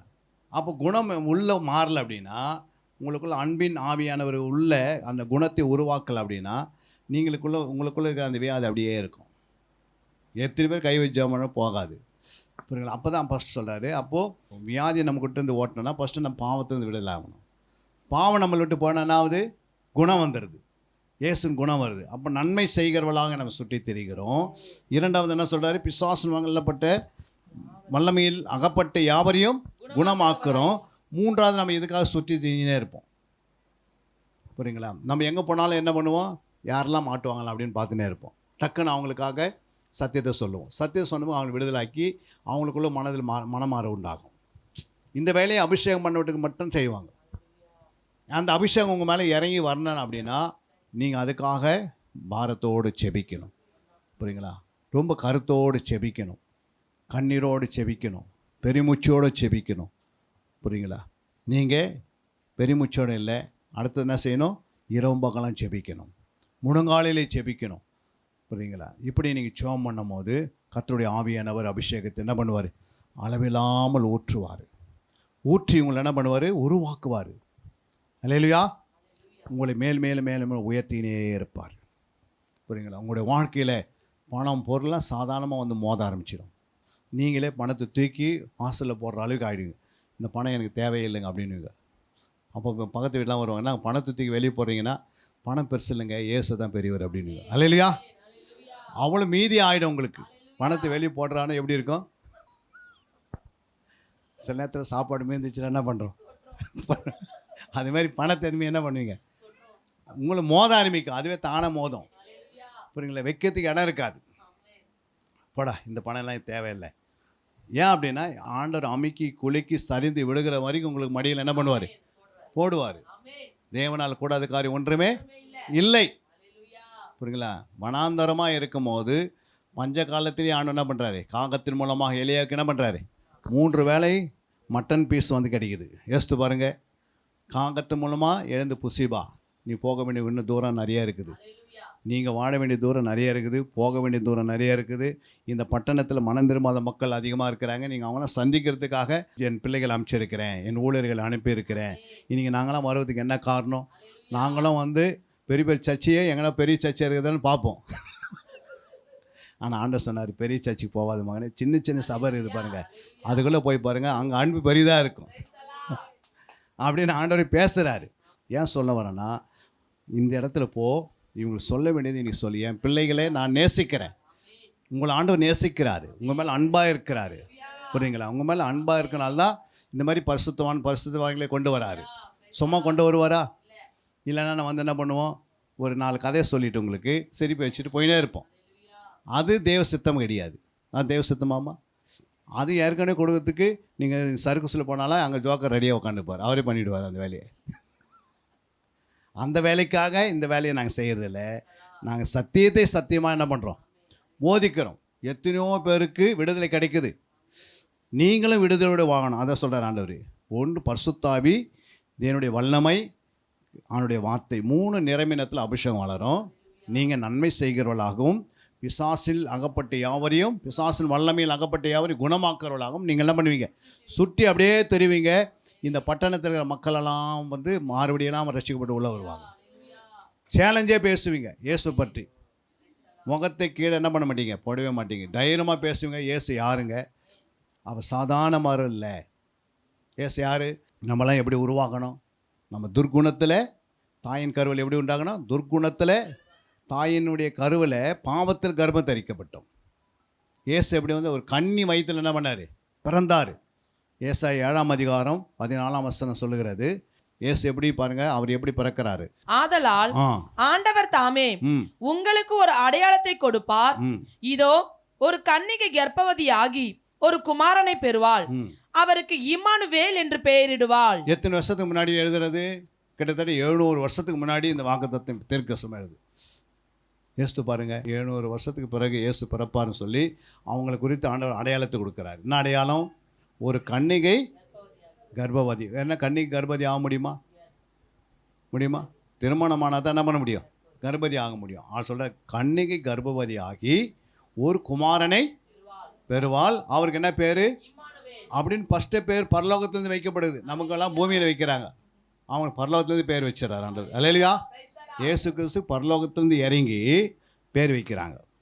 புரியுங்களா? தீர்க்க தரிசனமாக உரைக்கப்பட்டது. அடுத்த வசனம் சொல்லுது பாருங்க. தீமையை வெறுத்து நன்மையை தெரிந்து கொள், அறியும் வயது மட்டும் அவர் வெண்ணையையும் தேனையும் சாப்பிடுவார். பாருங்க, அந்த குழந்தை என்ன சாப்பிடுமா? வெண்ணையும் சாப்பிடும், தேனையும் சாப்பிடும். ஏன் வெண்ணெய் கொடுக்கணும்? அந்த அம்மாவுக்கு பால் கிடைக்காதா? இப்போ மரியாதைக்குள்ள பால் உற்பத்தி ஆயிருமா இருக்காதா? ஒரு குழந்தை பெற்றெடுத்தா இருக்கும். அப்போ அந்த பாலுக்குள்ளே யார் இருக்கிறது? ஆதாமுடைய சுபாவம் இருக்குது. ஏன்னா ஆதாமுங்க தான் பிறந்திருக்கிறாங்க மரியாதை. அல்லேலூயா. அப்போ அந்த அம்மா எப்படி பிறந்தாங்க? எப்படிமா பிறந்தாங்க? மரியாள் தாயின் கருவத்தில் எப்படிமா பிறந்தாங்க? வாசிங்க அந்த வசனத்தை. சங்கீதம் 51:5. இதோ நான் துர்குணத்தில் உருவானே. அப்போ அந்த அம்மா எப்படி உருவாங்கினாங்க? துர்குணத்தில் அவங்களுக்கு கல்யாணம் ஆகி மரியாளுக்கு அப்பா இருக்கிறாங்களா அம்மா இருக்கிறாங்களா? இருக்கிறாங்க. அப்போது அந்த அம்மா எப்படி உருவாகியிருக்கிறாங்க? துர்குணத்தில் உருவானேன், என் தாய் என்னை பாவத்தில் கர்ப்பம் தரித்தாள். அப்போ அந்த அம்மா தாய் எப்படி கர்ப்பம்? பாவத்தில். இப்போ அந்த அம்மாவுடைய பாலில், அந்த பாலை இயேசு குடிச்சா எப்படி இருப்பார்? எப்படிமா இருப்பார்? பாலில் பாவம் இருக்குதே, ரத்தத்தில் என்ன இருக்குது? பாவம் இருக்குது. ரத்தத்தில் தான் பால் உற்பத்தி ஆகுது. அப்போ அந்த அம்மாவுக்கு என்ன உண்டாகலை? பால் உற்பத்தியே ஆகலை. அல்லேலூயா. ஏன் பால் உற்பத்தி ஆகலை? அவங்க கன்னி வயிற்றில் பிறக்கிறாங்க. ஆணும் பெண்ணும் இணைஞ்சால் தான் பால் உற்பத்தி ஆகும். புரியுங்களா? அப்போ பாருங்கள், அந்த இயேசு கிறிஸ்து என்ன புசிக்கணுமா? வெண்ணையும் தேனும். வெண்ணெய் தேனும். இப்போ வெண்ணெய் தேன் எதுக்கு? வெண்ணெய் எங்கேருந்து உருவாகுது? பால்லேருந்து உருவாகுது. ஒரு மாட்டுப்பாலோ பசும்பால்லேருந்து உருவாகுது. அந்த பாலை காசும் போது என்ன உண்டாகுது? அதில் இருக்கிற அணுக்கள் என்ன பண்ணுது? சாகுது. அப்போ நல்லா பாலை காசிட்டு அப்புறம் பாலில் என்ன உண்டாக்குறாங்க? வெண்ணெயை உண்டாக்குறாங்க. அப்போ வெண்ணெய்க்குள்ளே என்ன இருக்குது? எந்த ஒரு அணுக்களுடைய இல்லை. அப்போ அந்த வெண்ணெயை மட்டும் கொடுன்றாரு. அப்போ வெண்ணெய் மட்டும் சாப்பிட்டுக்கிறாரு. நம்ம பாலை குடிச்சோட வளர்ச்சி அடைய முடியாது. ஆனால் வெண்ணெயை கொடுக்குறாரு ஆண்டவர். யோசித்து பாருங்கள். வெண்ணெய் ரெண்டாவது என்ன கொடுக்கணுமா? தேன். தேங்கு எங்கேருந்து உருவாகுது? அப்போது வெண்ணெயும் தேனும் எது வரைக்கும் சாப்பிட்ணுமா? எது வரைக்குமா சாப்பிட்ணும்? ஒரு குழந்தை நன்மையை தெரிந்து கொள்ள அறியும் வயது வரும் மட்டும். அப்போது நன்மை அறிந்து கொள்ளணும். எவ்வளோ வசதிலாம் குழந்தைக்கு நன்மை தெரிஞ்சிடும்? எனக்கு தெரிஞ்சு நான் 1964 பிறந்தேன். புரியுங்களா? நான் மிலிட்ரிக்கு செலக்ட் ஆகி மிலிட்ரியில் போயிட்டேன். அங்கே போய்ட்டு உனக்கு அண்ணன் தம்பி எத்தனை கேட்டால் 4 பேர் சொல்லிட்டேன். எத்தனை பேர்? என்னை மைனஸ் பண்ணி சொல்லி விட்டேன். புரியுங்களா? அப்புறம் 4 பேர் எழுதும் போது புரியுதுங்களா, அதில் என் தம்பியை விட்டுட்டேன். ஏன்னா நாங்கள் 5 பேர் அண்ணன் தம்பி. புரியுங்களா? அப்போது அந்த காலத்துடைய படிப்பிலேயே ஒரு வீட்டில் எத்தனை பேருன்னா இப்போ கேட்குறாரு சாமுவேலை பார்த்து. சாமுவேல் கேட்குறாரு யாரையே? தாவீதுடைய அப்பாவை கேட்குறாரு. உங்களுக்கு எத்தனை பேருன்னா தாவீதை விட்டுட்டு என்ன பண்ணிட்டார்? அவர் மீதி 7 பேருக்கு ஒன்று நிற்க வச்சிட்டாரு. அப்புறம் அவரும் பார்த்து இவராக இருப்பார் அலைஞ்சி தெரிகிறாரு யார் மேலே கை வச்சு அபிஷேகம் பண்ணுறதுன்னு. அப்புறம் சொல்ல இவங்க யாருமே கிடையாதுப்பா அப்படின்றாரு. அப்போ தான் சாமுவேலுக்கு என்ன வந்து வேறு யாரா இருக்கிறான் கேட்டால் ஒருத்தன் இருக்கிறான், அவன் ஆடு மேய்ச்சினுக்கிறான். அவனுக்கு என்ன இல்லை? அந்த அளவுக்கு படிப்பெல்லாம் கிடையாது, அந்த அளவுக்கு ஞானம் கிடையாது, அவனுக்கு என்ன இல்லை, புத்தி இல்லை. அதனால தான் அவனை ஆடு மேய்க்க காமிச்சிட்டேன். மீதி எல்லாம் மிலிட்ரியில் என்ன மாதிரி மிலிட்ரிக்கு போயிட்டாங்க. மிலிட்ரிக்கு போனதுக்கு யோசித்து பாருங்கள். அந்த காலத்தினுடைய அறிவு அவ்வளோதான். ஆனால் இந்த காலத்தில் கேட்டு பாருங்கள். அவங்க பிறந்த பிறகு குழந்தைக்கு அப்பா யாருன்னா என்ன பண்ணுது? அது எத்தனை வயசில் சொல்லிடுது? இந்த காலத்து குழந்தைங்க நம்ம 1 வயசில் சொல்லிடுது. அந்த காலத்தில் ஒரு 3 வயசுனா. இப்போ இயேசு கிறிஸ்து பிறகு 2000 வருஷத்துக்கு முன்னாடி பிறந்தார். எவ்வளோ நாள் வரைக்கும் அவர் அது குடிச்சிருந்துருக்கணும், வெண்ணையும் தேனும். அப்போ அவர் அப்பா அம்மா அறிகிற நாள், நன்மையை அறிந்து கொள்கிற நாள் வரைக்கும் அவருக்கு என்ன பண்ணுங்க? அதுக்கு அடுத்த வருஷம் சொல்லுது, அந்த பிள்ளை தீமையை வெறுக்கவும் நன்மையை தெரிந்து கொள்ளவும் அறிகிறதற்கு முன்னே நீ அருவருக்கிற தேசம் அதன் 2 ராஜாக்களால் விட்டுவிடப்படும். அப்படின்னா 2 ராஜா செத்து விடுவாங்க. நீங்கள் மத்திய மார்க்கில் போய் பாருங்கள். அந்த பிள்ளை வளர்ந்து எகிப்தில் வரும்போது ராஜா இங்கே செத்துட்டு இருப்பார். அப்போ அங்கே தூக்கின்னு வருவாங்க குழந்தைய. புரியுங்களா? இதெல்லாம் தீர்க்கதரிசனமே எழுதிட்டார். என்னென்ன நடக்குன்னு. பைபிள்ன்றது என்ன ஏதோ நாளைக்கு எழுத வர கதை கிடையாது. புரியுதுங்களா? இந்த உலகத்தினுடைய ஆரம்பத்திலேருந்து உலகம் முடிய வரைக்கும் எல்லா விதமான காரியங்களும் ஆண்டு எழுதிட்டார் இல்லையம்மா?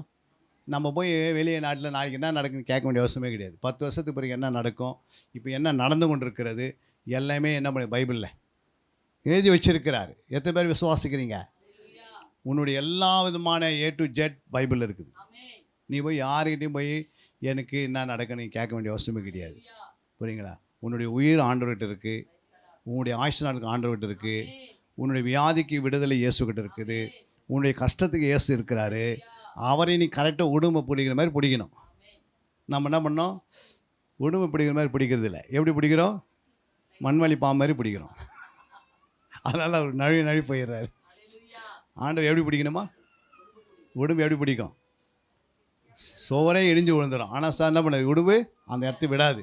அந்த அளவுக்கு ஆண்டவரை உடும்பு மாதிரி நீங்கள் பிடிச்சிட்டிங்கன்னா உன்னுடைய எல்லா சொத்தும் ஆண்டவர் கொடுத்துருவார். உன்னுடைய A to Z உன்னுடைய எல்லா நன்மைகளும் உன்னை மோத ஆரம்பிச்சிடும். நீங்கள் இயேசுவை விட்டுட்டு ஊர்லகளெல்லாம் பிடிக்கிறீங்க. எவனை தேவையில்லாத ஆள்லாம் பிடிச்சி வச்சு என்ன பிரயோஜனம்? கை விட்டுருவாங்க. புரியுங்க? பைபிளில் ஒரு சென்ட்ரு வசனம் இருக்குது. என்ன வசனம்? இந்த பைபிளில் நடுவு மையத்தில் ஒரு வசனம் எழுதி வச்சுக்கிறாரு. பைபிளுக்கு நடுவில். புரியுங்களா? அது என்ன வசனமாக இருக்கும்? 118 வசனம். சங்கீதம் 118:8 என்ன சொல்லுது பாருங்கள். மனுஷனை நம்புவதை பார்க்கலாம். பாருங்கள், ஆண்டவர் மேலே தான் நீங்கள் எப்படி இருக்கணும்? விசுவாசமாக இருக்கணும். அவர் மேலே பற்றி அவரே வாழணும். நடுவில் எழுதி வச்சுக்கிறார். அது பைபிளுக்கு நடுவு வசனம் எதுனா, மனுஷனை என்ன பண்ணாதீங்க, நம்பாது. எப்போ கால் வருவாங்கன்னு யாருக்குமே தெரியாது. சொல்லுவாங்க, வா நாளைக்கு உனக்கு அதை பண்ணுறேன் இது பண்ணுறேன், அப்புறம் ஆளே காணாது போயிடுவாங்க. ஆனால் இயேசுவை நீ நம்பினீன்னா ஒரு நாள் உன்னை கைவிடவே மாட்டார். இன்றைக்கி நம்ம இயேசுவை ஏன் விட்டுறோம் அப்படின்னா, இயேசு எப்படி விடுறாங்கன்னா, இந்த பைபிளை என்னைக்கு நீங்கள் வாசியத்தை விடுறீங்களோ அன்றைக்கி இயேசு விட்டுடுன்னு அர்த்தம். ஜெபம் என்னைக்கு உங்களுடைய வாழ்க்கையில் ஜெபம் ஸ்டாப் ஆகிடுச்சோ அன்றைக்கி இயேசு நீங்கள் என்ன பண்ணிட்டீங்க. ஜெபம் எதுக்கு? நம்ம இருக்கிற குறைகளை கர்த்தருக்கு தெரிவிக்கிறோம். நம்முடைய தேசத்தின் குறைகளை கர்த்தருக்கு தெரிவிக்கிறது ஜெபம். நம்முடைய குறைகளை கர்த்தருக்கு என்ன பண்ணோம்? உங்கள் குறைகளை யாருக்குமா சொல்கிறீங்க? யாருக்கு சொல்கிறோம்? இயேசுக்கிட்ட சொல்லிடணும். ஆண்டவரே முழங்கால் படிக்கிட்டு உபவாசம் பண்ணி இந்த வருஷத்தில் இவ்வளோ நான் குறையை நான் சந்தித்தேன், இந்த வருஷம் அதை முற்றிலும் அடித்து போடுங்கன்னு சொல்லி நீங்கள் முழங்கால் நின்று ஜெபம் பண்ணி பாருங்கள். கர்த்தர் என்ன செய்வார்? அந்த குறையை நீக்கிடுவார். ஒரு புதிய காரியத்தை ஆண்டவர் செய்ய ஆரம்பிச்சிடுவார். புரியுங்களா? கேட்கறது இல்லைன்னு சொல்கிறதே இல்லை. உலக மக்களே இவ்வளோ ஆசீர்வாதமாக இருக்கும்போது ஏன் தேவனுடைய பிள்ளைகள் ஆசீர்வாதமாக இருக்கக்கூடாதா? எப்படிமா? தேவனுடைய பிள்ளைங்க எப்படி இருக்கணும்? ஆசீர்வாதமாக இருக்கணும். அப்போ தான் 4 பேர் நம்மளை பார்த்து மனம் திரும்புவாங்க.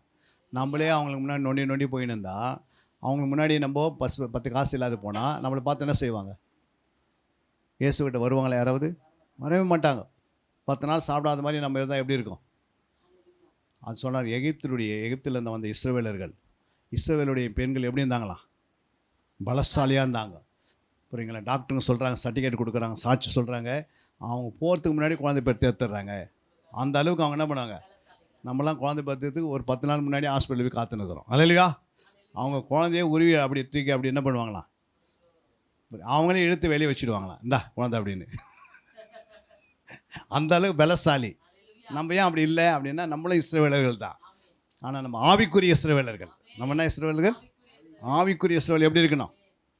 10 பேருக்கு நீங்கள் சுமக்கணும். அந்த அளவுக்கு 10 பேருக்கு கஷ்டப்பட்டு நம்மக்கிட்ட வராங்கன்னா, அவங்க கவலையோடு வராங்கன்னா, அவங்களுக்கு என்ன பண்ணணும்? இன்னொரு கவலையை ஏற்றி மேலே அமைச்சிடக்கூடாது. அல்லையா? ஏற்கனவே தீ பற்றின எரியுது வீடு, போய் தண்ணி ஊற்றுறது இடத்துல பெட்ரோல் ஊற்றுறது என்ன ஆகும்? அதுமாதிரி நம்ம ஊற்றிடக்கூடாது. அவங்க பாவம் கவலையோடு நம்மக்கிட்ட சொல்லுவாங்க. ஏன் சொல்ல? ஆண்டவர் அனுப்புவார். போய் அந்த அம்மா உட்காந்துக்கிறாங்க தனியாக, உன்னை பற்றி சொல்ல அப்படின்வாங்க. நம்ம என்ன பண்ணுவோம்? உனக்கு வேலையே இல்லை. என்னது? என்ன சொல்லுவோம்? உனக்கு வேலையே இல்லை, நானும் வரைக்கும் எனக்கு நிறைய வேலை இருக்குது அப்படின்னு உனக்கு ஃபோன் பண்ணி சொல்லுவாங்க ஒரு குறைகளை. அப்போ நீ என்ன சொல்லணும்? பயப்படாதுமா, நான் ஜெபம் பண்ணுறேன். உன் கண்ணீர் கர்த்தர் நிச்சயமாக துடைப்பார். அந்த ஒரே 2 வார்த்தை நீங்கள் விசுவாசம் பேசுகிறீங்க பாருங்கள். நீங்கள் ஜெபம் பண்ணதுக்கு முன்னாடி வில்லாயிடுச்சு. நமக்கு அந்த வார்த்தையை தெரியாது விட்டுறோம். நீங்கள் வாயை திறந்து எதை சொல்லுகிறீங்களோ அதே கர்த்தர் நிறைவேற்றுவார். புரியுங்களா? தைரியமாக நீங்கள் சொல்லணும். உங்கள் வீட்டில் உங்கள் கணவர் ஒரு நாள் மனம் திரும்பி வருவார் பாருங்கள். இன்றைக்கி குடிகாரனாக இருக்கிறாரு, இன்றைக்கி தப்பான காரியத்தில் போகிறாரு, அவருக்காக நான் ஜெபம் பண்ணியிருக்கிறேன், அவரை கர்த்தர் என்ன பண்ணுவார்? ரட்சிப்பார், ஆலயத்துக்கு கொண்டு வருவார், உங்கள் கண்களினாலே நீங்கள் பார்ப்பீங்க அப்படின்னு சொல்லி பாருங்கள். கர்த்தர் அவரை ரட்சித்து சபை கொண்டு வருவார். ஏன்னா இந்த ஒரு வார்த்தை விசுவாசம் பேசுகிறீங்க பாரு, அந்த வார்த்தை கர்த்தர் என்ன பண்ண மகிமைப்படுத்துவார். இதுதான் சபை. அதான் நம்ம வாசிக்கிற 2 கொரிந்தியர் 4:14 வாசித்தோம். ஆனபடியினாலே நாங்கள் சோர்ந்து போகிறதில்லை. எங்கள் புறம்பான மனுஷனானது அழிந்தும் உள்ளான மனுஷனானது நாளுக்கு நாள் புதிதாக்கப்படுகிறது. பாருங்க, அப்போ இதுதான் முதல் இடத்துக்கு வந்திருக்கிறோம். இப்போதான் மெசேஜே ஸ்டார்ட் ஆக போகுது. இப்போதான் எல்லா வசனமும் உங்களுக்கு முன்னாடி வரப்போகுது. எத்தனை பேர் ஆயத்தமாக இருக்கிறீங்க கேட்கறதுக்கு? எல்லாமே ரெடியாக இருக்கிறீங்க. அப்போ என்ன சொல்கிறாரு? புறமான மனுஷன் அழிவது. எப்படி அழிகிறான் பாருங்க. 2-3 வசனத்தை வாசித்து முடிச்சிடலாம். 2-3 வசனத்தை நான் சொல்கிறேன், அதை வாசிங்க. அங்கே சொல்லப்பட்டிருக்கிறது கொலோசியர் 3ஆம் அதிகாரம் 5ஆம் வசனம். விபச்சாரம், அசுத்தம், மோகம், துர்யிச்சை, விக்கிரக ஆராதனையான பொருளாசை ஆகிய இவைகளை பூமியில் உண்டு பண்ணுகிற உங்கள் அவயவங்களை அழித்து போடுங்கள். அழித்துன்னு சொன்னார். இதெல்லாம் நம்ம இன்னும் நம்ம உங்கள் அவயங்களை இருக்கக்கூடாது. கர்த்தருடைய பிள்ளைகளுடைய அவையனா நம்முடைய கையில், காலில், சரீரத்தில், முகத்தில், கண்ணில், புரியுங்களா? ஒவ்வொன்றும் ஒரு அவயமாக இருக்கிறது. இந்த அவயங்களில் இது இருக்கக்கூடாது. எது இருக்கக்கூடாது? ஒன்று விபச்சாரம், புரியுங்களா? அசுத்தம், மோகம், துர் இச்சை, விக்கிர ஆராதனைக்காரை, பொருளாசை ஆகிய இவைகளை பூமியில் உண்டு பண்ணுகிற உங்கள் அவயங்களை என்ன பண்ணுங்க? அழித்து போடுங்க. புறம்பான மனுஷனை என்ன பண்ணுங்க? அதை தோன்றுறதெல்லாம் அடித்து போடுன்னு சொன்னார் ஆண்டவர். அப்போ அடிக்கணும். இது உங்களுக்குள்ளே வரக்கூடாது. உங்கள் அவயங்களை இது என்ன பண்ணக்கூடாது? உருவாகக்கூடாது. புரியுங்களா? அதை தான் சொல்கிறார். எப்படி பாருங்க, அங்கே சொல்கிறாரு மத்தேயு 5ஆம் அதிகாரம் 29 வாசிக்கலாம். உன் வலது கண் உனக்கு இடரல் உண்டாக்கினால் அதை பிடுங்கி எரிந்து போடு. உன் சரீரம் முழுவதும் நரக தள்ளுவதை பார்க்கிலும் உன் அவயங்களில் ஒன்று கெட்டு போவது உனக்கு நலமாயிருக்கும். அல்லேலூயா. ஹல்லேலூயா. அப்போ ஆண்டவர் என்ன சொல்றாரு? உன் வலது கை உனக்கு இடல் உண்டாக்கினால் அதை தரித்து எரிந்து போடு. உன் சரீரம் முழுவதும் நரகத்தில் தள்ளப்படுவது பார்க்கிலும் உன் அவயங்களில் ஒன்று கெட்டு போவது உனக்கு நலமாயிருக்கும். அப்போ உடைய வலது கையில் நீங்கள் அடிக்கிறீங்க, இதில் வட்டிக்கு பணம் வாங்குறீங்க, இதை நோக்கி நாங்கள் எச்சரிக்கிறீங்க, சிலவங்க அதட்டுறீங்க. இந்த கையில் பார்த்து இந்த கையை தூக்கி நம்ம அல்லேலூயா சொல்லணும், இந்த கையை தூக்கி நல்லா ஸ்தோத்திரம் பண்ணணும், இந்த கையை உயர்த்தி ஜெபிக்கணும். அந்த காரியம் தான் நம்ம செய்யணும். புரியுங்களா? மோசையுடைய கை உயர்த்தப்பட்டது. அப்போ என்ன பண்ணுது? அமலேக்கரை ஆண்டவர் என்ன பண்ணார்? முறியடிச்சிட்டார். அப்போ நம்ம கை உயர்ந்த சனத்தில் இருக்கணும். எப்போ உயர்த்தி ஜெபம் பண்ண ஆரம்பிக்கணும், தன்னைத்தான் தாழ்த்தி ஜெபம் பண்ணணும். அப்போ நம்ம கையில் இடரலே வராது. வருமா? நம்முடைய ஒரு அவயம், இந்த அவயத்து நிமித்தம் முழு நரகத்து போயிடும் சரீரம், ஆத்மா. அதனால தான் ஆண்டவர் என்ன சொல்கிறாரு? எப்போவுமே பார்த்தீங்கன்னா நரகத்தில் போகும்போது ஒரு மனுஷனுக்கு மறுபடியும் சரீரம் உருவாக்கி தராராம், ஆத்மாவோடு இணைக்கிறாராம். ஏன்னா ரெண்டுமே பாவம் செய்யறதில்ல, அதனால் ரெண்டுத்தையுமே எதுவுமே அவதிப்படும், வேதனைப்படும். அதனால் ஒரு அவயம் நமக்குள்ளே கெட்டாலும் பரவாயில்ல, ஆனால் மீதி எல்லா அவையும் பாதுகாக்கணும்னா, முழு சரீரத்தை பாதுகாக்கணும்னா நம்ம இந்த கையில் பாவம் செய்யாமல் இந்த கை எப்போயுமே பரிசுத்த கையாக மாறணும். அல்லேலூயா. இதில் நீங்கள் கொடுப்பது வாங்குவதில் கூட நீங்கள் எப்படி இருக்கணும்? பரிசுத்தமாக இருக்கணும். சரிங்களா? ஏன்னா முழு நரகத்தை குறித்து பேசுகிறாரு ஒரு கையை வச்சுட்டு. அல்லேலூயா. கண்ணை வச்சுட்டு பேசுகிறாரு. ஒரு கண் நமக்கு, இந்த கண்ணு தான் முக்கியமாக என்ன பண்ணுது? முழு சரீரத்தை கரைப்படுத்திடுமா. நாவு கரைப்படுத்திடும். சில நேரத்தில் நாவு இருக்குது பாருங்கள், சாதாரண வாய் நாவுன்றது அது மரணம் ஜீவன் அங்கே இருக்கிறது. புரியுங்களா? நாவு நெருப்புக்கு சமன்றாரு. நம்ம பேசும்போது இன்னும் கவனமாக பேசணும். புரியுங்களா? யாருடைய உள்ளத்தையும் விளைவினப்படுத்துகிற மாதிரி பேசிடக்கூடாது. யோசித்து யோசித்து நிதானிக்கிற அளவுக்கு நம்மளை ஆண்டவர் அறிவு உண்டாக்குவார். புரியுங்களா? நீ கணவர்கிட்ட பேசு, மனைவிகிட்ட பேசு, பிள்ளைங்கிட்ட பேசு, யாருக்கிட்ட பேசுனா, பக்கத்து வீட்டில் பேசு, சொந்த பந்தக்கிட்ட பேசு, ஃபோன் வரும், ஃபோனில் எது பேசினாலும் உங்களால் முடிந்தால் செய்யலைன்னா என்ன பண்ணு, முடியாதுன்னு சொல்லிடு. அவ்வளோதான், முடிஞ்சு போச்சு. புரியுங்களா? நம்ம 1000 போய் பேசினா அதுக்கு என்ன பண்ணக்கூடாது? எதாவது தேவையெல்லாம் பேச வேண்டிய அவசியம் கிடையாது. போக போக நீங்கள் ஆண்டுக்குள்ளே வளர வளர உங்கள் அவைகள்லாம் பரிசுத்தமாகும், உங்கள் சிந்தனைகள்லாம் பரிசுத்தமாகும், உங்களுடைய நினைவெல்லாம் பரிசுத்தமாகும். யோபு சொல்கிறார் பாருங்கள் 19:26, இந்த என் தோல் முதலானவை அழுகி போன பின்பு நான் என் மாம்சத்தில் இருந்து தேவனை பார்ப்பேன். பாருங்க, தோலெல்லாம் அழுகி போகுது, ஆனால் உள்ள மாம்சத்துலேருந்தே ஆண்டவரை பார்க்குறாரு. அந்த குணம் நமக்குள்ளே இருக்கிறதா? நமக்குள்ளே சின்ன பலவீனம் வந்தால் ஆண்டவர் பார்க்க முடியாது போயிடுதுன்னு சொல்லுவாங்க. ஐயோ இந்த வலியை தாங்க முடியும்னு. ஆனால் யோகனுடைய சரீரத்தில் முழுமையாக என்ன வந்துக்குது? பயங்கரமான வலி. கேன்சர் வியாதின்றாங்க சிலவங்க, ஆராய்ச்சி பண்ணுவாங்க. அது என்ன வியாதியாக இருந்தாலும் பரவாயில்ல, ஆனாலும் யோபு அதை தாங்கக்கூடிய பொறுமை கொடுத்தாரு, நல்ல இருதயத்தை கொடுத்தார் ஆண்டவர். பிசாசுக்கு சொன்னார், உயிரை மட்டும் எடுக்காத, என் மகளை நான் என்ன பண்ணுவேன், மறுபடியும் கொண்டு வருவேன், இரட்டிப்பான நன்மை தருவேன்.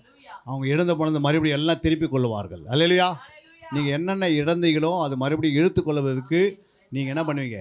இந்த மாற்றி சொல்லணும், நான் என் ஆண்டவரை விட மாட்டேன், இந்த பலவீனத்திலே நான் இயேசுவை விட மாட்டேன், இந்த பலவீனத்தை என்னை கொன்று போட்டாலும் ஆண்டவர் மேலே எப்படி இருப்பேன்? நம்பிக்கையாக இருப்பேன், விசுவாசமாக இருப்பேன் அப்படின்னு அறிக்கை செய்யணும். போல்டாக பேசணும். என்னுடைய பிள்ளைகள் எப்படி நல்லா போல்டாக வாயை திறந்து தெளிவாக பேசணும். புரியுங்களா?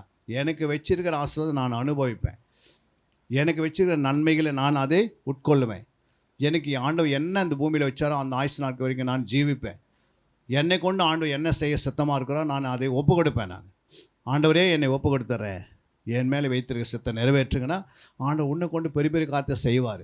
செய்ய மாட்டாரா?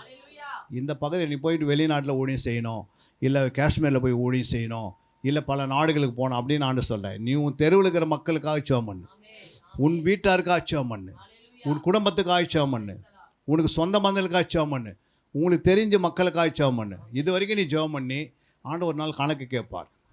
மகளே, நான் உன்னை இந்த தெருவில் வச்சேனே, நீ என்ன செய்த அப்படின்வார். இந்த தெருவில் நீ இவ்வளோ நாள் வாழ்ந்தைய, யாருக்காவது ஜெபம் பண்ணு கேட்டால் இல்லைங்க எனக்கு தூங்கத்துக்கு கரெக்டாக இருந்தது ஆண்டவர் அப்படின்வார். நீங்கள் சொன்னீங்கன்னா ஆண்டவர் சொல்லுவார், நான் உன்னை அறியேன்னுவார். என்ன சொல்லுவார்? இது வரைக்கும் நான் இல்லைங்க ஆண்டவர், நான் தசமாக கொடுத்தேன், நான் காணிக்கெல்லாம் போட்டேன் ஆண்டவரே, கிறிஸ்துமஸ் கூட நான் வந்து போவேன், நான் என்ன பண்ணுவேன், கரெக்டாக சர்ச்சுக்கு கரெக்டாக வந்தேனே. அவர் சொல்லுவார், நீ எல்லாமே செய்துமா, ஆனால் நான் உன்னை அறியேன்றார். புரியுங்களா? உன்னிடத்து எண்ணெய் இல்லாது போயிடுச்சு, உன்னிடத்து நான் கொடுத்த தாளந்து இல்லை, நான் கொடுத்த எல்லாத்தையும் நீ புதைச்சிட்டே அப்படின்னு நான் கேட்க மாட்டாரா? கேட்பார். அல்லேலூயா. எத்தனை பேர் எனக்கு புரிஞ்சது? அன்பிற்குரியவர்களே, சத்திய வேத ஆராய்ச்சி வித்தியாசாலை தரிசன ஊழியம். 1. வடமாநிலத்தில் 300 திருச்சபைகளை உருவாக்குதல். 2. மாதம் ஒருமுறை எழுப்புதல் உருவாக்கும் எழுப்புதல் கூட்டம். 3. ஊழியர்கள், சபை தலைவர்கள், சுவிசேஷர்களுக்கென கருத்தரங்கு, அதாவது சத்திய வேத ஆராய்ச்சி நேரம். 4. டிவி ஊழியம். 5. பத்திரிகை ஊழியம். 6. சிடி டிவிடி ஊழியம். 7. பவர் கேம்ப் அக்னி அபிஷேக முகாம். 8. உபதேச ஆராய்ச்சி கருத்தரங்கு ஊழியம். 9. நலிந்த குழந்தைகள் இல்லம். 10. 24 மணி நேர ஜெப மையம். 11. சத்திய தேவ ஆராய்ச்சி கல்லூரி. 12. சிறுவர்கள் உருவாக்கும் ஊழியம். 13. மருத்துவ முகாம். 14. ஜெயில் ஊழியம். 15. கைப்பிரதி ஊழியம். 16. கிராம ஊழியம். 17. மிஷனரியை உருவாக்கும் ஊழியம். 18. நன்றி துதி ஆராதனை கூட்டங்கள். 19. சமூக நலப்பணிகள் ஊழியம். 20. இன்டர்நெட் மூலமாக ஆன்லைன் படிப்புகள். இது விரைவில் வரவிருக்கின்றது. 21. தேவனுடைய வருகைக்கு ஆயத்தப்படுத்துதல். இதனுடைய நோக்கங்கள்: 1 கோடி சீடர்கள் உருவாகுதல், 1 கோடி ஜாமக்காரர்கள் உருவாகுதல், 1 கோடி யுத்த வீரர்கள் உருவாகுதல், 1 கோடி ஊழியர்கள் உருவாகுதல். தரிசனத்தை அவன் கண்டபோது அவர்களுக்கு சுவிசேஷத்தை அறிவிக்கும்படி கர்த்தர் எங்களை அழைத்தார். புறப்பட்டு போக பிரயத்தனம் பண்ணி. அப்போஸ்தலர் நடபடிகள் 16:10.